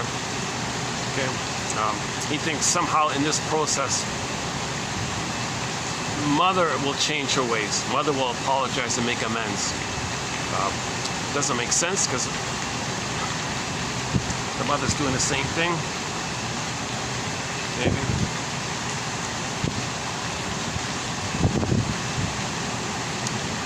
Okay, Milton shows that Adam and Eve do eventually face this painful reality, while by contrast, Lucifer cannot relinquish his omnipotence.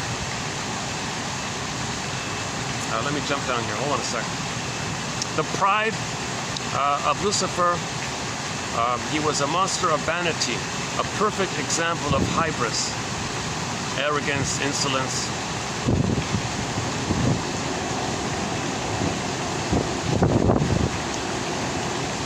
In the lowest region of the Inferno, Dante's Inferno, Lucifer, we see him as the three-headed monster. That's the cord. The three veins in the placenta. Lucifer, the baby, was an extension of God, his mother's radiance and love. Oh, so there's another way of saying it. The mother's radiance and love, and the baby's one with this radiance and love. The baby's basking in the sunshiny glow of the breast mother. So you can think of it that way as well. So he's one with this blissfulness of the mother being so radiant, filled with unconditional love and bliss. So he's in his blissful state. So the baby was an extension of the mother's breast, basically. And the baby thinks the breast is him, or part of him, or just there to serve him, or an extension of it. The breast is an extension of him, or he's an extension of the breast. The mother's the omnipotent, he's the ideal, he's a special baby, and the mother's the goddess breast. So he feels special like that. There's this one big breast, right? And he's the chosen, selected, special one. So he's idealized, and he's selected and chosen by this one big breast. He feels special like that. Totally identified with this blissful oneness, this celestial light. Okay, the blissful oneness, the code.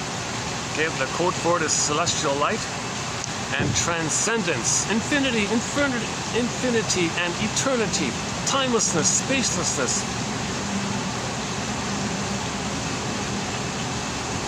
Lucifer was an extension of God's radiance and love, finally identified with this celestial light and transcendence. He fell from this heaven, this paradise with the mother, becoming a nihilist. So anybody who's a nihilist, that's a sign of severe trauma. If somebody's a nihilist, that's a sign of trauma. If somebody's a solipsist, that's also a sign of trauma.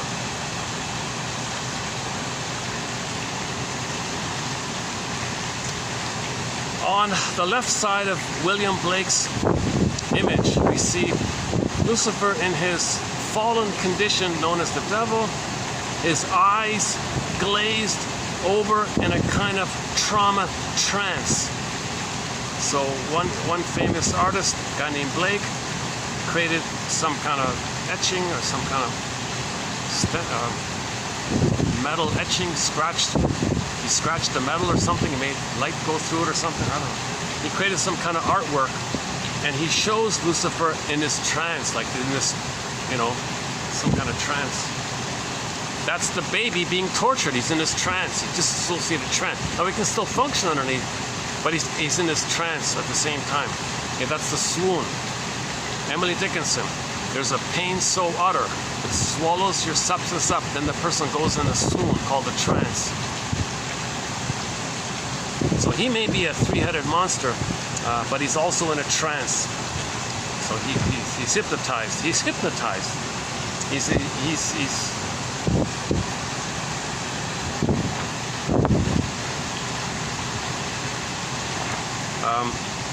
As exemplified. Oh, sorry. Dante's name. Okay, hang on. As exemplified by Lucifer, the humiliation proves too great. The idealized fantasy cannot be given up, and there is a paranoid reaction of rage and envy at what has been taken away. Okay, the baby loses the breast mother, he's got rage and envy. Then you create a story called Mr. Lucifer. Well, that's code for the baby feeling rage and envy at what happened to him. Milton's fallen angel Lucifer vows eternal hatred and revenge upon God in Paradise Lost. Paradise Lost, the name of the book, right? Paradise Lost. Babies can only accept Paradise Lost if he gets it. He's got to get the paradise, then he can let it go. If he doesn't even get it properly, he's filled with rage and envy and vengeance.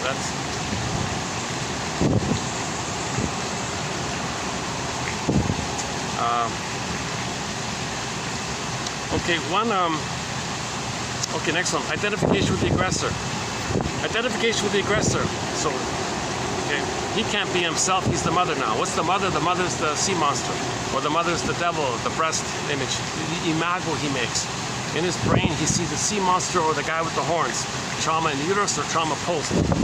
Identification with the aggressor, an envious baby choosing omnipotently to act like this character in his image, rather than settle for moderation, ambivalence, temperance, forgiveness, understanding, the golden mean. Okay, so a defense against mourning. He can't mourn. It's called mourning. All of the problems we see on the planet is because we're not mourning. There's only two ways to mourn. Either the baby's loved and has an identity, he can mourn. Or he's got to do what's called self-reparenting, and then he can mourn afterwards.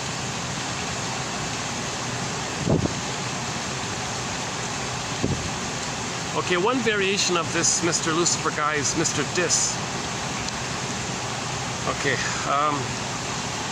so sometimes Mr. Lucifer is called Mr. Dis. Dante's name for this monster, a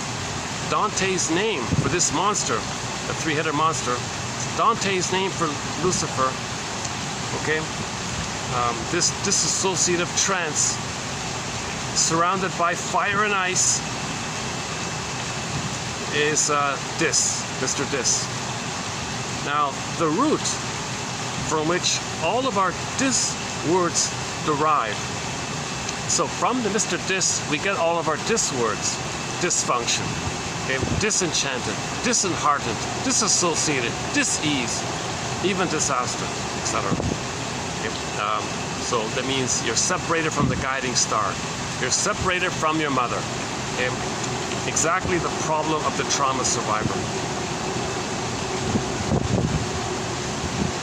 Okay, here's as promised our tattoo quote. I don't want somebody to think I'm talking about them. Hold on a second. Oh, okay, good. Yeah, let me go back to here.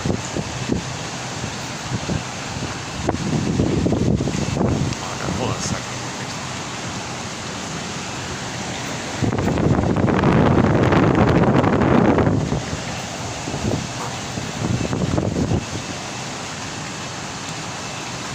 No doubt there are hundreds or thousands of reasons why a person gets a tattoo or something.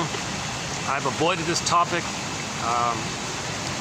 I just mentioned in our honorable mention portion of our collection, Miss Lemma, her theory is that people are missing an image of support.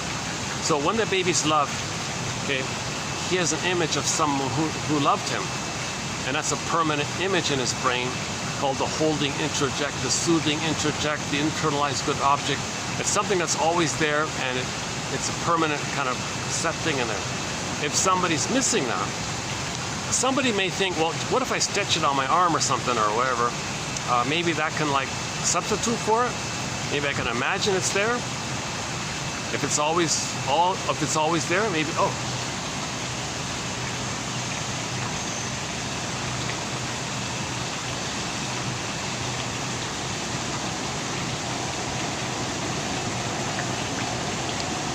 Did I get it? I gotta hold the camera at the right angle to get there. Well, the swan was about to flap his wings. I don't know if I caught it.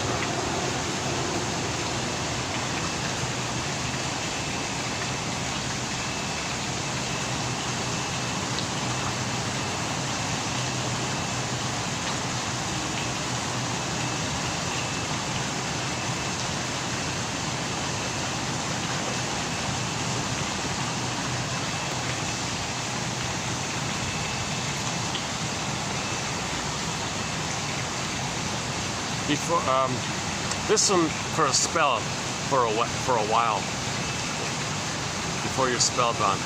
So we have one quote about why people have a beard, and he said he had like 50 reasons why a person might grow a beard. So I won't run through that list there, and I didn't even cover the whole list. But the point was, there may be dozens or hundreds of reasons why a person might grow a beard. You know, a warm, soft, stable presence, like carrying a teddy bear all the time. Like he was saying, like, don't be impressed. It might be just a teddy bear for him, or maybe he's hiding, he's got shame or something, or he thinks he wants to be masculine or something, or wants to get in touch with his more animal, instinctual nature or something. Missing that. Because we've got a whole long list. So let's. So likewise. So Lemma was saying, Miss Lemma was saying, in normal development, a child's going to have a positive, supportive images. If the placenta is removed, you took away that support system. So maybe, oh, well, I feel lonely, I feel empty, I feel lonely. Give me support, give me support. Mr. Artist, please draw me a picture of some a swan or something. Draw me a swan. That could be a symbol of a stable, maternal, bird, loving bird image. So maybe a person has a tattoo of a swan, let's say. And they think, well, I always got this support system. So she was saying, if people feel that they don't have that image within, they put an outer, magically thinking it could be within. Nonsense, it doesn't work. But you may trick yourself or fantasize about it in that such a way. So she thinks sort of in those terms. Now, I didn't include that quote in our collection, so we don't have any quotes on the tattoo issue. So I thought maybe this might be our first one. Maybe later on we'll tackle it. So there was a conference recently, and I don't have access to these journals, so I don't even know who the author is. But a fictional client, there was a fictional client, so some shrink was discussing one of his clients, given the name Eric, okay. And this Eric guy, this client, this shrink had a client, and he had the Mr. Lucifer tattoo on his arm or something, or whatever.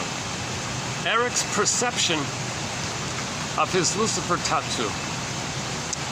At the beginning of therapy, Mr. Eric regarded that tattoo as an evocation of Lucifer to be his guardian angel. Like all that power, all that rage, he thought that could support him. Well, you gotta be kidding. But he had a confusion. He thought that's like pseudo strength.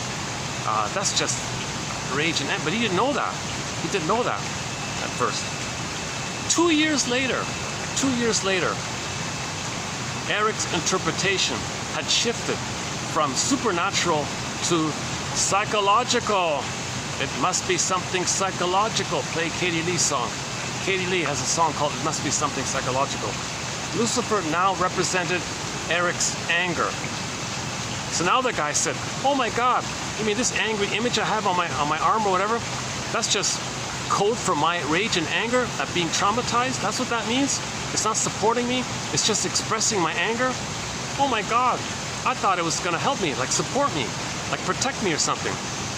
Okay, if you want a protector, you gotta have an image. If you're gonna go that route, have an image of a sacred masculine, a sacred masculine. And like imagine somebody in the nursing room. Oh, there's the rabbit. It's impossible to get this. It's hard to get a hold of this rabbit. Let's see if I can get a glimpse of him. Hold on a second. Since we're going down the rabbit hole, okay, so the Velveteen Rabbit would ask this rabbit, hey rabbit, what does it mean to feel real? Okay, so imagine the Velveteen Rabbit asking this rabbit, hey rabbit, I was traumatized and I don't feel very real. Can you tell me what it feels like to nibble on leaves and walk on the gravel and look around, and sniff around, hop around? What does it mean to feel real?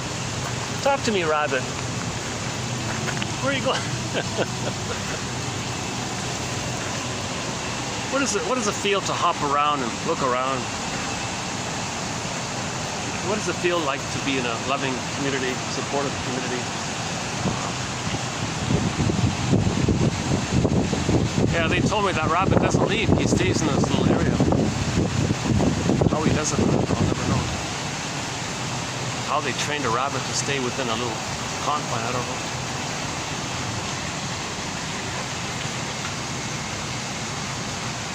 So the Velveteen story is a very good metaphor for trauma, that we don't feel real. Depersonalization, derealization, etc. Disassociate, kind of like the trance area, like that.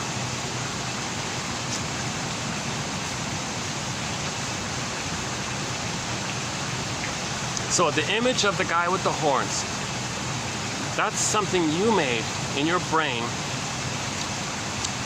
as code for your rage at your mother. That's protecting you? That image that you made is based on your mother hurting you. That image links to your mother hurting you. How is it protecting you? It's hurting you. He thought, well, if I had that powerful character, yes, he looks powerful, but he's not going to protect anybody. He's not going to protect you even. That image represents your vengeance, your envy, your greed, your hate of being traumatized. Why would you? Well, it's an attempt to know it. It's an attempt it's an attempt to know that you feel angry. That image that he had of the Lucifer devil guy on his arm, whatever, that's an attempt for him to know and make the inference that he was traumatized. So he could visit his mother. Mother, look at the tattoo. That's how I feel about how you treated me. See, that's what you did to me. Oh, I'm sorry I betrayed you. I'm sorry I failed you. Go on. Well, I was in a place that was plundered and pillaged, and I was traumatized myself, and I thought I could use you as a teddy bear for me. I didn't meet your needs. I didn't see you. I'm sorry about that. I see. Tell me more about your trauma. Well, yeah, well, it was this place and that place, and give you a story. And maybe once you get the story, you can feel safe to mourn for yourself and for your mother even. Then the anger might go away a little bit. Now that's just one reason. He thought he was looking for a protector. He thought he wanted a strong character to protect him. Now, sure enough, there's some truth to it. It does communicate to the world. Look, I'm filled with envy. I was traumatized. Stay back off, like it does protect him, and ironically, it does function to protect him because everybody will be afraid of him if he's advertising that he was a fallen angel, and he's enraged like this. Look, I'm a fallen angel. My mother abused me. See, I'm angry, so stay away from me. Well, you're not going to heal by acting out your anger. You only heal when you put words to your anger. You got to put words to your anger. You got to say, that's the therapy process, the talking cure process. Bertha Pappenheim, Anna O. She does a stamp, commemorative stamp. Okay, talking cure. You got to talk. Narrative medicine, story doctor.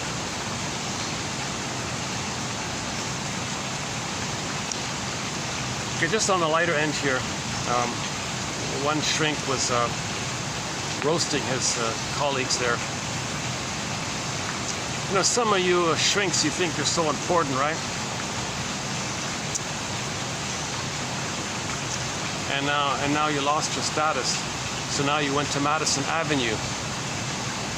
You know who you are, you Lucifers. And the other one was, Lucifer was the most beautiful of the seraphs, but he rose up against his maker. Okay, let us remember that Freud, so another psychology joke. So Freud is like the big father, the big parent, right? Let us remember that Freud had chosen Jung to be the leader of the International Psychoanalytic Association, and Adler to be the chairman of the Vienna group, and Otto Rank had been personally, particularly close to him for years. But these guys rose up against their maker. Okay, so Freud is considered the father, the maker of psychoanalysis. And he had these glowing three followers, Jung, Adler, Rank, according to this quote. And they were all ejected out of Freud's circle. And those three rose up to fight against him. So those three were against him.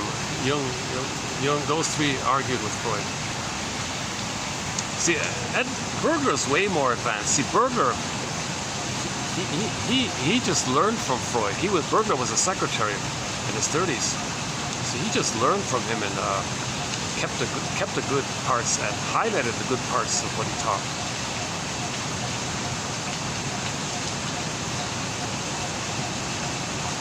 Maybe the equivalent would be, so Karen Horner's sort of like a mother of psychoanalysis, right? But Karen Horner's like the mother, one of the main mothers of psychoanalysis. So let's say she had some followers, and then they wanted to one-up her. So that's the idea that the baby grows up, wants to one-up the planet being mother. How do you one-up the planet? Well, matrix, womb. You turn a planet into a matrix.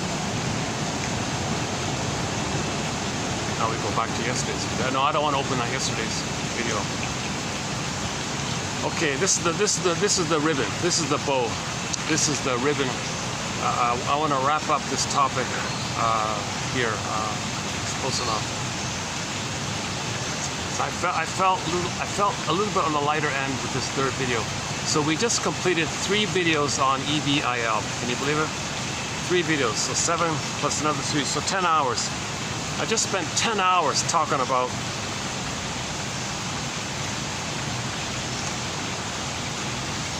identification with the aggressor, personification of the energy behind identification with the aggressor, or the images you create. The images called imagos we create, which is a composition of our feelings in the mother.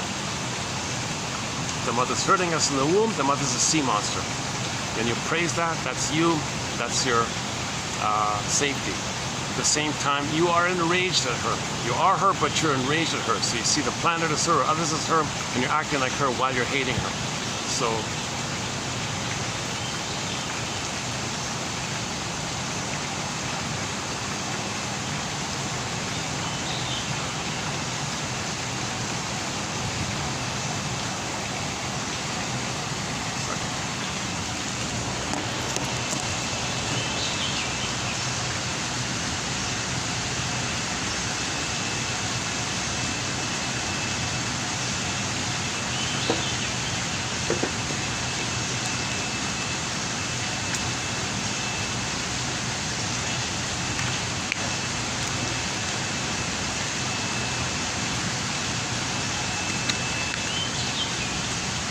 more drinks.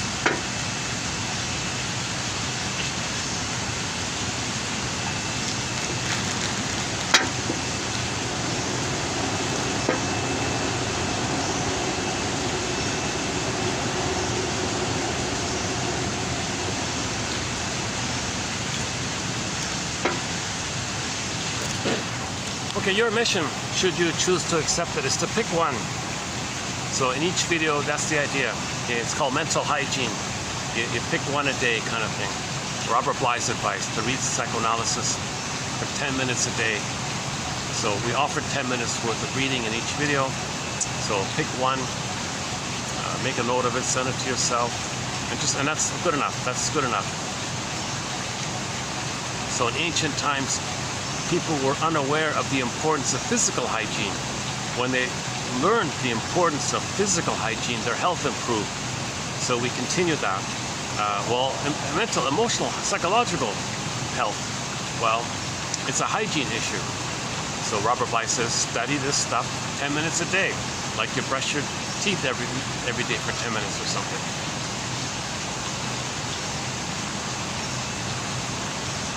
To improve our emotional health.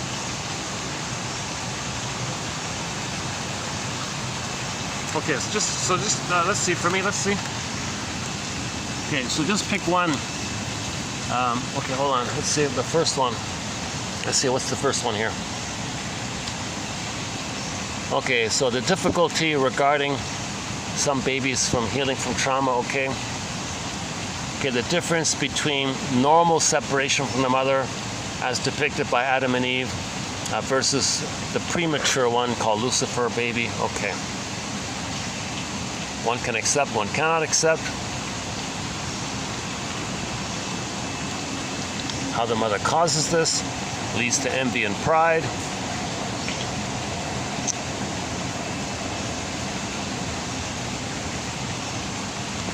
Okay, in healthy development, it's illusion to reality. Lucifer can't do it. Okay, so he's depicted as the three-headed monster if he's traumatized in the uterus, or he's depicted as the guy with the horns if he's traumatized at the breast. Okay, the extension part, okay, the metaphor of the storytellers about using stars and all this, and one star was radiant, so he fell from the radiance.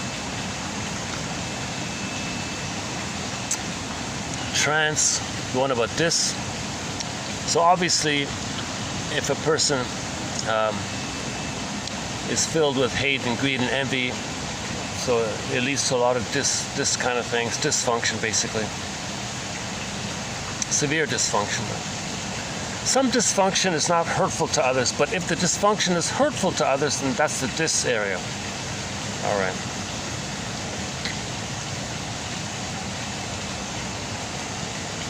Okay, so Lucifer is a good example of hybris. That's like insolence and constant insolence, monster of vanity. He can't give up this belief that he's a king on the throne in the uterus. He can't mourn because he didn't get enough love to mourn. The confusion around the tattoo, that one there, that one's not bad. I think maybe that's my favorite. No, Mott's my favorite. Yeah, here we go. Here's the root of it all. The root of it all. The unborn child with his or her shining affect, okay, quote the shining one, is always represented in mythology as cast out of the womb.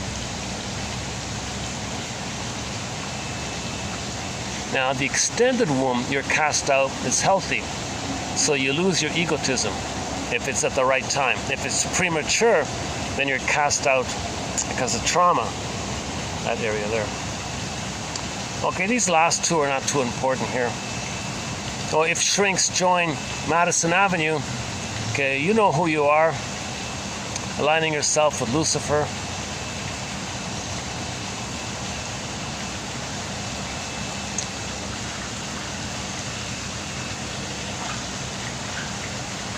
And then the sibling rivalry, okay, I'm just going to stick with them. I'm going to stick, my favorite one, I'm going to stick with Mott and the tattoo one. Yeah, okay. So anybody interested in these heavy metal violent images on the front cover, that's code that they're enraged. They're not protecting you. That's just a proxy of your rage. So the guy with the angry character on his arm or whatever, that's like a proxy character. That's my rage. Look out, everybody, it's my rage. So he feels some protection by telling everybody he's enraged. He's traumatized. He's vulnerable. Well, compensation. Here's a rage character. I don't know. I'm not sure about that.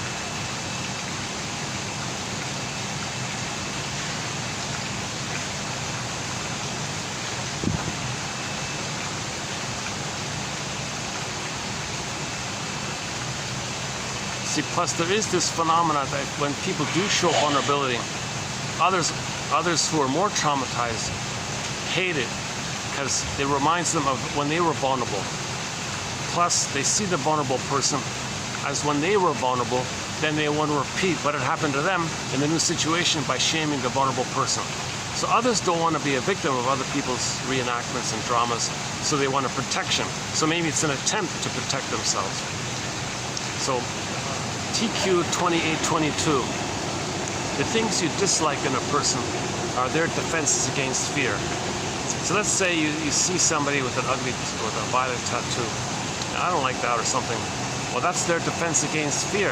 What are they afraid of? Well, there must be some fear involved. And they think that that's a defense against their fear. They feel vulnerable. So they want protection.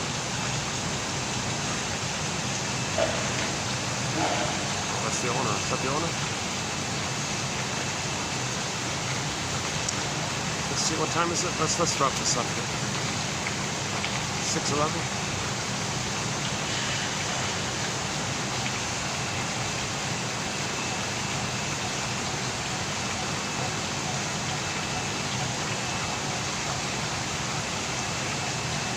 something.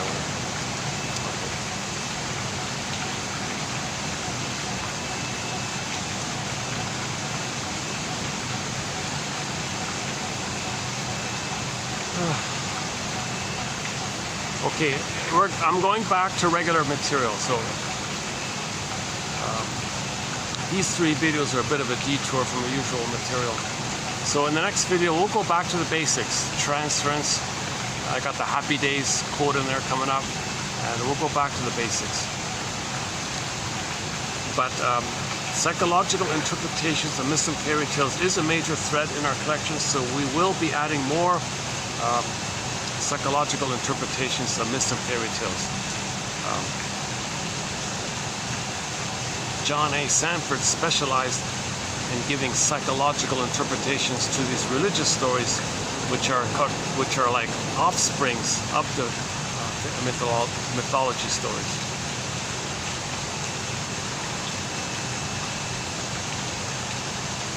So a mythology story, it's about your wounded soul. So you take a mythology story, twist it a bit, deceive people. That's called Crypta. That's the name of her book. I don't know her full story. The idea is interesting. She was a well-known, respected professor of anthropology at some university, and then she quit it all. Took a backpack, I guess, and lived in villages and things. And now she does a meditation and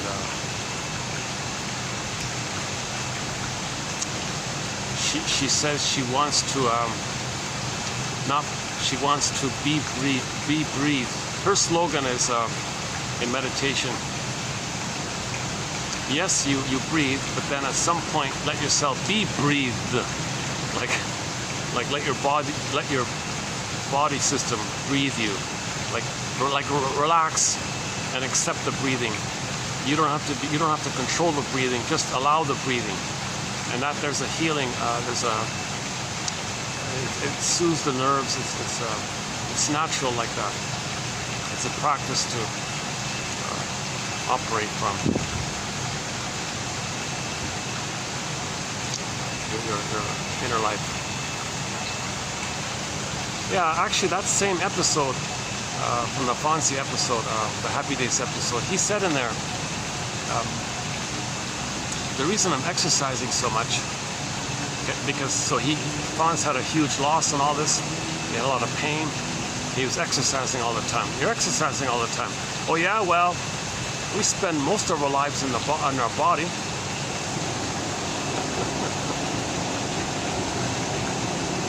Little play there. I forgot the title of the episode. Season 11. Season 11. I forgot the title of the episode. But I highly recommend Happy Days, Season 11, Episode 14, called The Spirit is Willing. The episode is about the Fonz being nostalgic for the past. So he buys a car from the past. It turns out that car was haunted. It's a very interesting episode. I gave my take on it in the video about a month ago. The thumbnail photo on the YouTube channel is the one with me and the stray cat. There was a stray cat on my shoulder. That one there.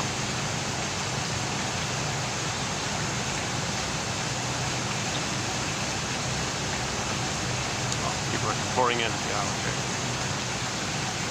You know, now this weather's tolerable now. Now it's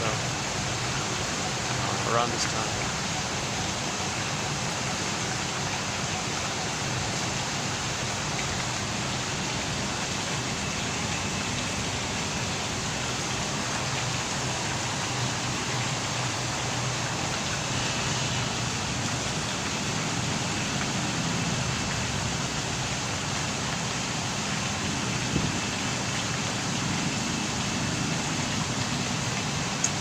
Another Happy Days episode quote we have is from Season 8, Episode 21. Oh no, is there a quote in there? Oh no, there's no quote in there, but I mentioned that episode regarding the importance of finding your story. So Fawn's got some story about his mother, he calmed down.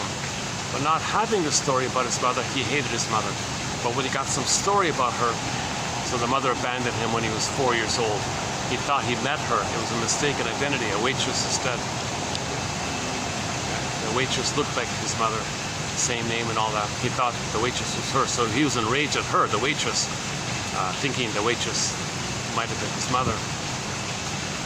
The waitress was kind enough and talked to him and all this, and shared her story. As it turned out, the waitress had a lot in common with his mother, so he got a sense of accepting her story as maybe kind of like the mother telling him her story. So he felt a little better by that.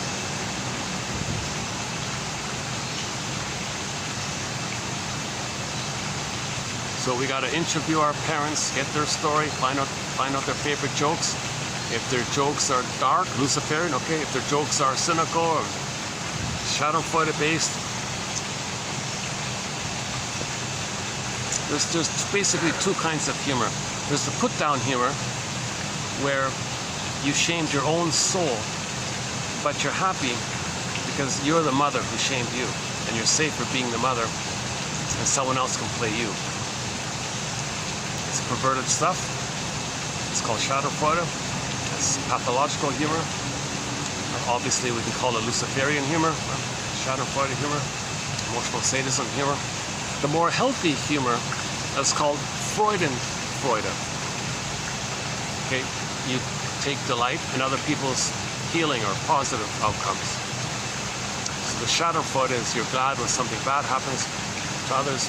Freudenfreude is you're happy when something good happens for others. So healthier humor is not putting someone else down, but maybe playfully helping someone to be aware of themselves that doesn't put them down. So you're helping the person. There's like a helpful tone to it. So it's a little more in the therapy kind of area. The stinger humor, they don't care about that. I'm just in survival mode. My survival is seeing you down the way I was down, because you're my soul, I'm shaming my soul, my mother shamed my soul. That's how they survive, by shaming their own soul through, by finding proxies to hold their soul to shame. That's perverse stuff. They're actually attacking their own soul, because they're doing both. They're replaying the attack on their own soul. The thing is, it's a sleight of hand, it's a trick of the mind. They just distract themselves of the pain of it when they find proxies to play them, but they're still replaying how their mother hurt themselves. So this is a perverse pleasure, this kind of. Now we're not talking about the relief if some cruel person's doing something bad happened to them and you feel some relief. But that if it's like a justice kind of thing, that's a different kind of scenario. But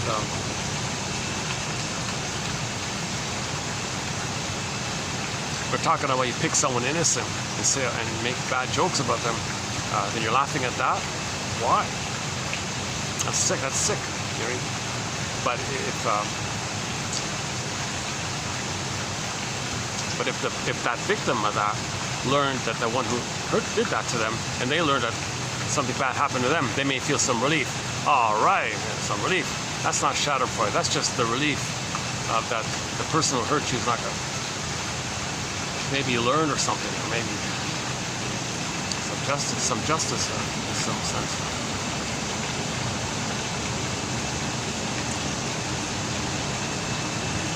So Grotstein talks about this.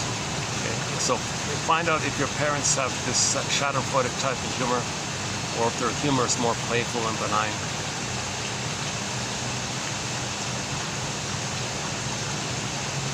What about gratitude? If the parents, if they don't have gratitude, that's the stinger mode. Yeah, that's trauma, right? If the parents don't have gratitude,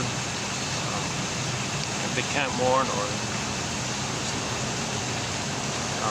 they're not enjoying life, if their philosophy is nihilistic and all this, that's all a sign of trauma, severe trauma. They can't find temperance, They can't find understanding and forgiveness. They can't find the golden mean, the middle way, the middle way, the third side of the coin. They can't have that ambivalence. You got to find it for yourself. In the Disney film Inside Out, we see the whole journey of that. You got the one side, then they got the other side. At the end, the third came up, the middle one, and they had to hold it all together. And then Riley could apologize for her and make amends like that.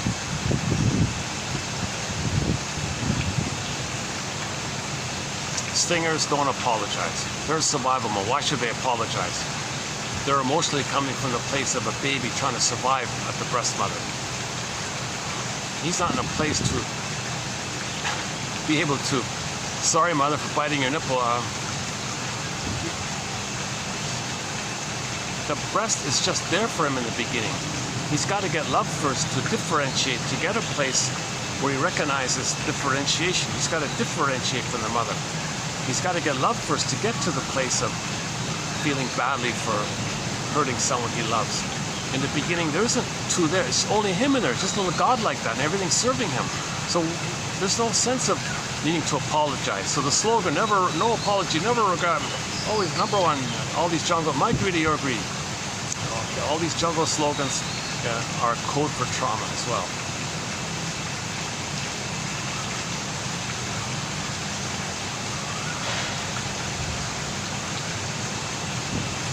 The Fonz could apologize, right? He had a hard time apologizing. He stuttered a bit and all that, but he could apologize when he made a mistake, right?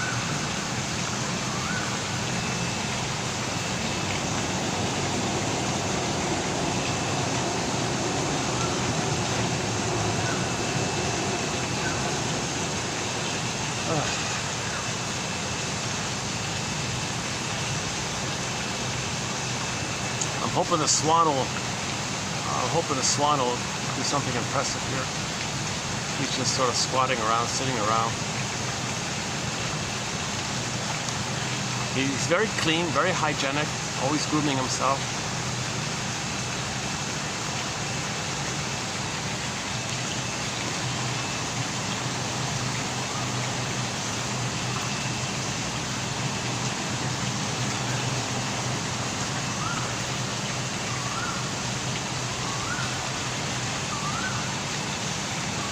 Shake it off, huh? If he was feeling a little tense, he just sort of shake it off. See, humans have a hard time just shaking off something, right? Everything's frozen, they can't shake it off. Sometimes when people have an abreaction, their body might shake and discharge like that. Now that's not going to work without consciousness. The mistake with Mr. Peter Levine and all this is that that's not going to happen without a nest. He's trying to bypass the nest. He wants you to have an abreaction without a nest. It's just going to clamp up inwardly. It's not going to work. It might cause more harm even. You got to get the nest first, then the feelings. So a lot of these somatic approaches without psychoanalysis, you're missing it. The heart of psychology is psychoanalysis, says Reuben Fine, who, by the way, was a famous chess player in his day. A shrink was a top chess player.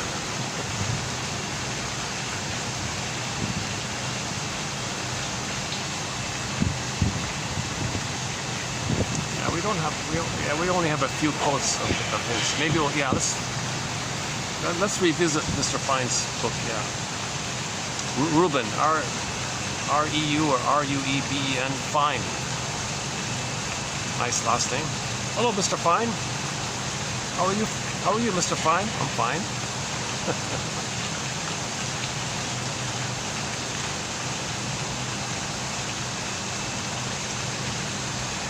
Back to yesterday's comedy.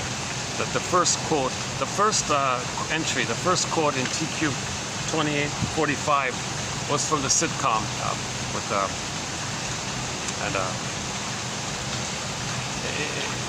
I mentioned already. All right. It's a bit of a visual comedy, like, who, me? No, him. Him? No, her.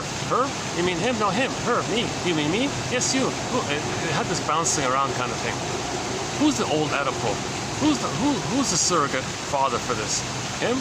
Mother? You're the mother? No. So in marriage, we replay the old problematic dynamics with our parents. So sometimes in marriage, you're seeing a reenactment and a reliving and a replaying and an attempt to rework and redo the problem originally with the parents. So the lady married a fellow, Carl Betts, to take care of her. He was like the mother. So he did the best he could. 20 years later, she was looking for somebody who reminded her of her father. So she dumped him. Thanks, mother. Now I'm ready to find father. So she married a guy who's like the father. And the young guy, observing all this, oh my God, I don't want to be a victim of this. Because that woman's daughter wanted to marry the young one.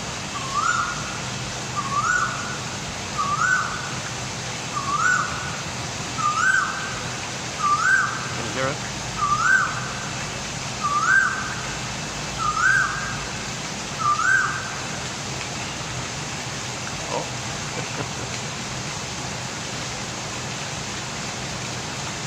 He had a gravelly sound, didn't he? A gravelly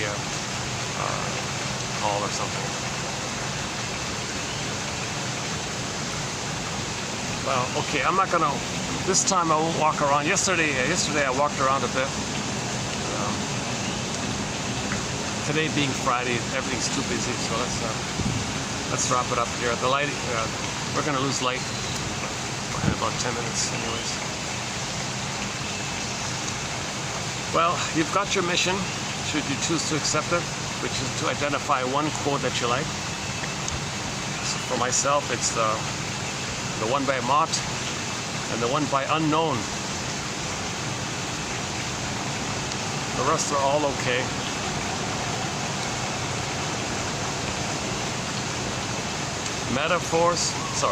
Mythology and fairy tales are metaphors for psychological inner dynamics. They're true on the inside, not on the outside. Myths and fairy tales are like dreams. You interpret them like dreams. They're soul stories. They're true on the inside, not on the outside. Every character in a myth or a fairy tale is a personification of some inner element.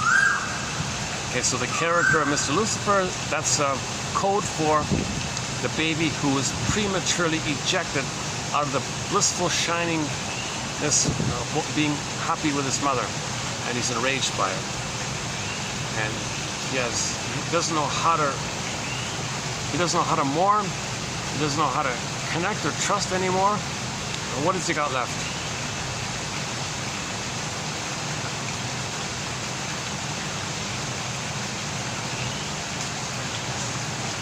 Lloyd DeMause says, raise consciousness in this critical area of that time at birth and the attachment. Margaret Muller, developmental process. Paradise in uterus, birth without violence. Le Boyer, Wolson Kennel, Lotus, etc. Physicians, birth to 4 to 5 months. Blissful oneness. Dorina Pines, Eye Gaze, Loving Myers, Mary Ayers, skin to skin, breastfeeding, the nerves, the nerve line, rhythm of safety, let the music play on. Don't separate the baby from the mother. Preserve the continuity. Sacred masculine, father protects all this, guards all this. Sacred masculine protects this transition from the baby's water world paradise to the land world paradise. Protect and preserve as everything you can do to preserve this smooth transition, and whatever problems there may be at the birth, all the more reason to hand the baby to the nipple. And skin to skin, the room is warm, okay, candles, calm, continuity, leave the cord, leave the placenta. The only time, one nurse was saying, the only time you can remove the cord and the placenta is when all the blood is finished. So you'll know because the cord turns white and the cord flattens like a pancake. Then, okay, then that's the only time you can remove the cord. Ideally, just let it drop off on its own accord. But if you are going to remove it, at least wait till the blood flow went through.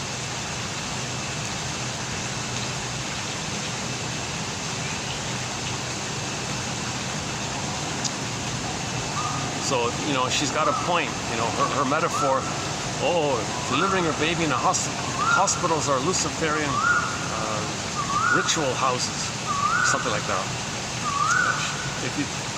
It's dramatic to say it like that, but why are babies being severed from the cord like this? It's not natural. It's not natural. And when the placenta does drop off on its own accord, you know, she says some people bury it and put a tree on it just to, as an echo or something.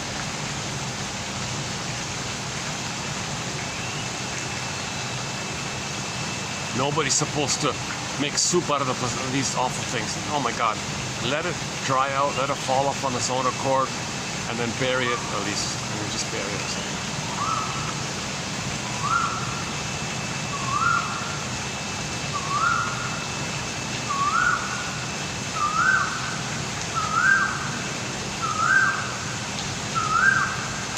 Well, technically it's dead right at that point. 1 week afterwards, right? So at the very least, wait till the cord turns white and flattens out, at the very least. Otherwise, leave it alone. People complain, it looks messy to see the cord like that. Oh my God, I don't want to see the side of that. Seriously? Just put a bed sheet over the cord. The placenta comes out like 2 days later, she said, or 3 days, whatever. Put the placenta in a bowl. Put the bowl on the bed beside the mother. Put a lid over the bowl, allowing some space for the cord. What's the big deal? This all belongs to the baby. Why are you betraying the baby? Why are you robbing the baby? Why are you violating the baby? Why are you betraying the baby? That's a spirit animal. That's a spirit guide. It's a companion guide. Indigenous people regard the placenta as the baby's guardian angel. Stuff like that.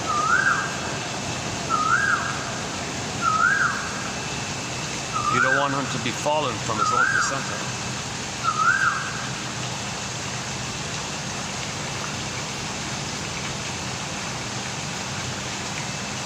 Babies need paradise in the uterus. Okay. If there are problems at birth, it can be restored with a secure attachment style between the baby and the mother. Mother-infant dual unity. Okay, again, skin to skin. The nerves in the baby, something about his mucosa nerves kind of line up with the nerves in the nipple, okay, to the breast of the mother. Then a communication takes place. Communication from the emotional body to the mother's emotional body. The skin is like a bridge like that. The nerves and the loving gaze like that. He's got his paradise. He's in his little swoon, his illusionary bubble. Fine, let him have that second egg. Then at 4 to 5 months, he starts to hatch out. The hatching is gradual. The main hatching takes place from 4 to 5 months to 18 months. That's most of the hatching is done. And then from 18 months to 36 months, the rest of the hatching takes place. And finally, at age 3, ballpark, he's born. He's psychologically born. Meaning he's got memories in his brain of mother loving him. He was loved by the mother, and it's like 2 images like that. And that's his model, that's his map. Okay? So the world's okay, he's okay. I'm okay, you're okay. Not perfect, but I'm okay, you're okay. Now, if the uterus wasn't a friendly place, you see, is the universe a friendly place?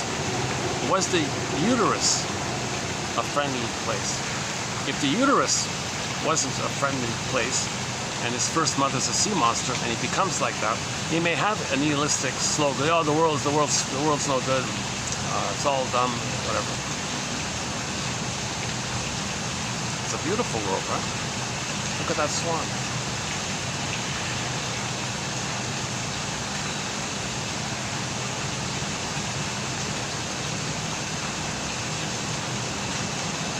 Look at these nice chairs. Nice garden. Functioning fan.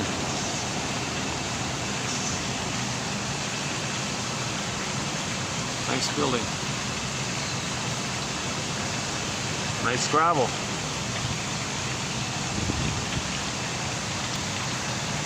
Go to TQ2822. Some good quotes by Lucy Freeman, the journalist. The comic Psychoanalysis is now available through Dark Horse Publishing. I didn't write it. It was written in 1955. A comic called Psychoanalysis came out.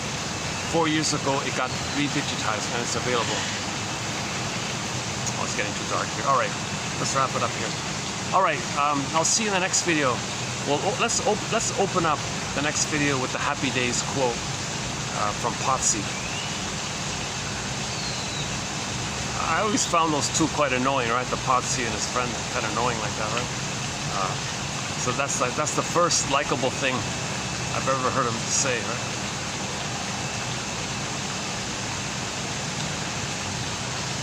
Often, when a person experiences loss, they divert their pain into physical activities. So we'll open up the next video with that one. Thanks very much. On that note, I'll see you in the next video, and we'll add some more psychologically minded quotes from TV shows and films, old and new, wherever I can find them. Go to the Route 66 quotes, 25.99, and read those 11. You're another mission, should you choose to accept them.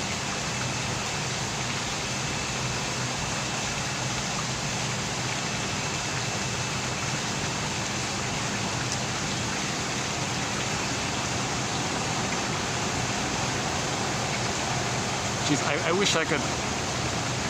Paging Eddie Murphy. I need a joke to end. I'm paging. I wish I could have a fun ending here.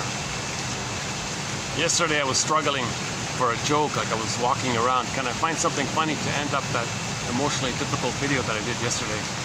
And I just ended up with a flower. Okay, well, here's a flower, the best I can do.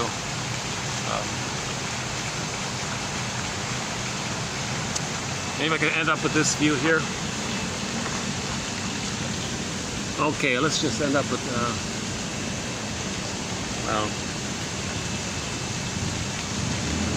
what about like this? How's the view like this?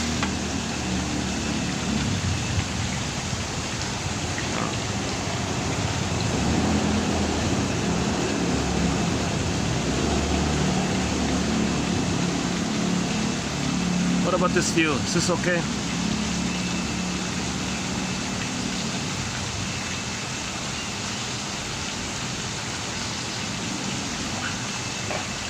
For the love of narrative medicine. Thanks very much. I'll see you in the next video.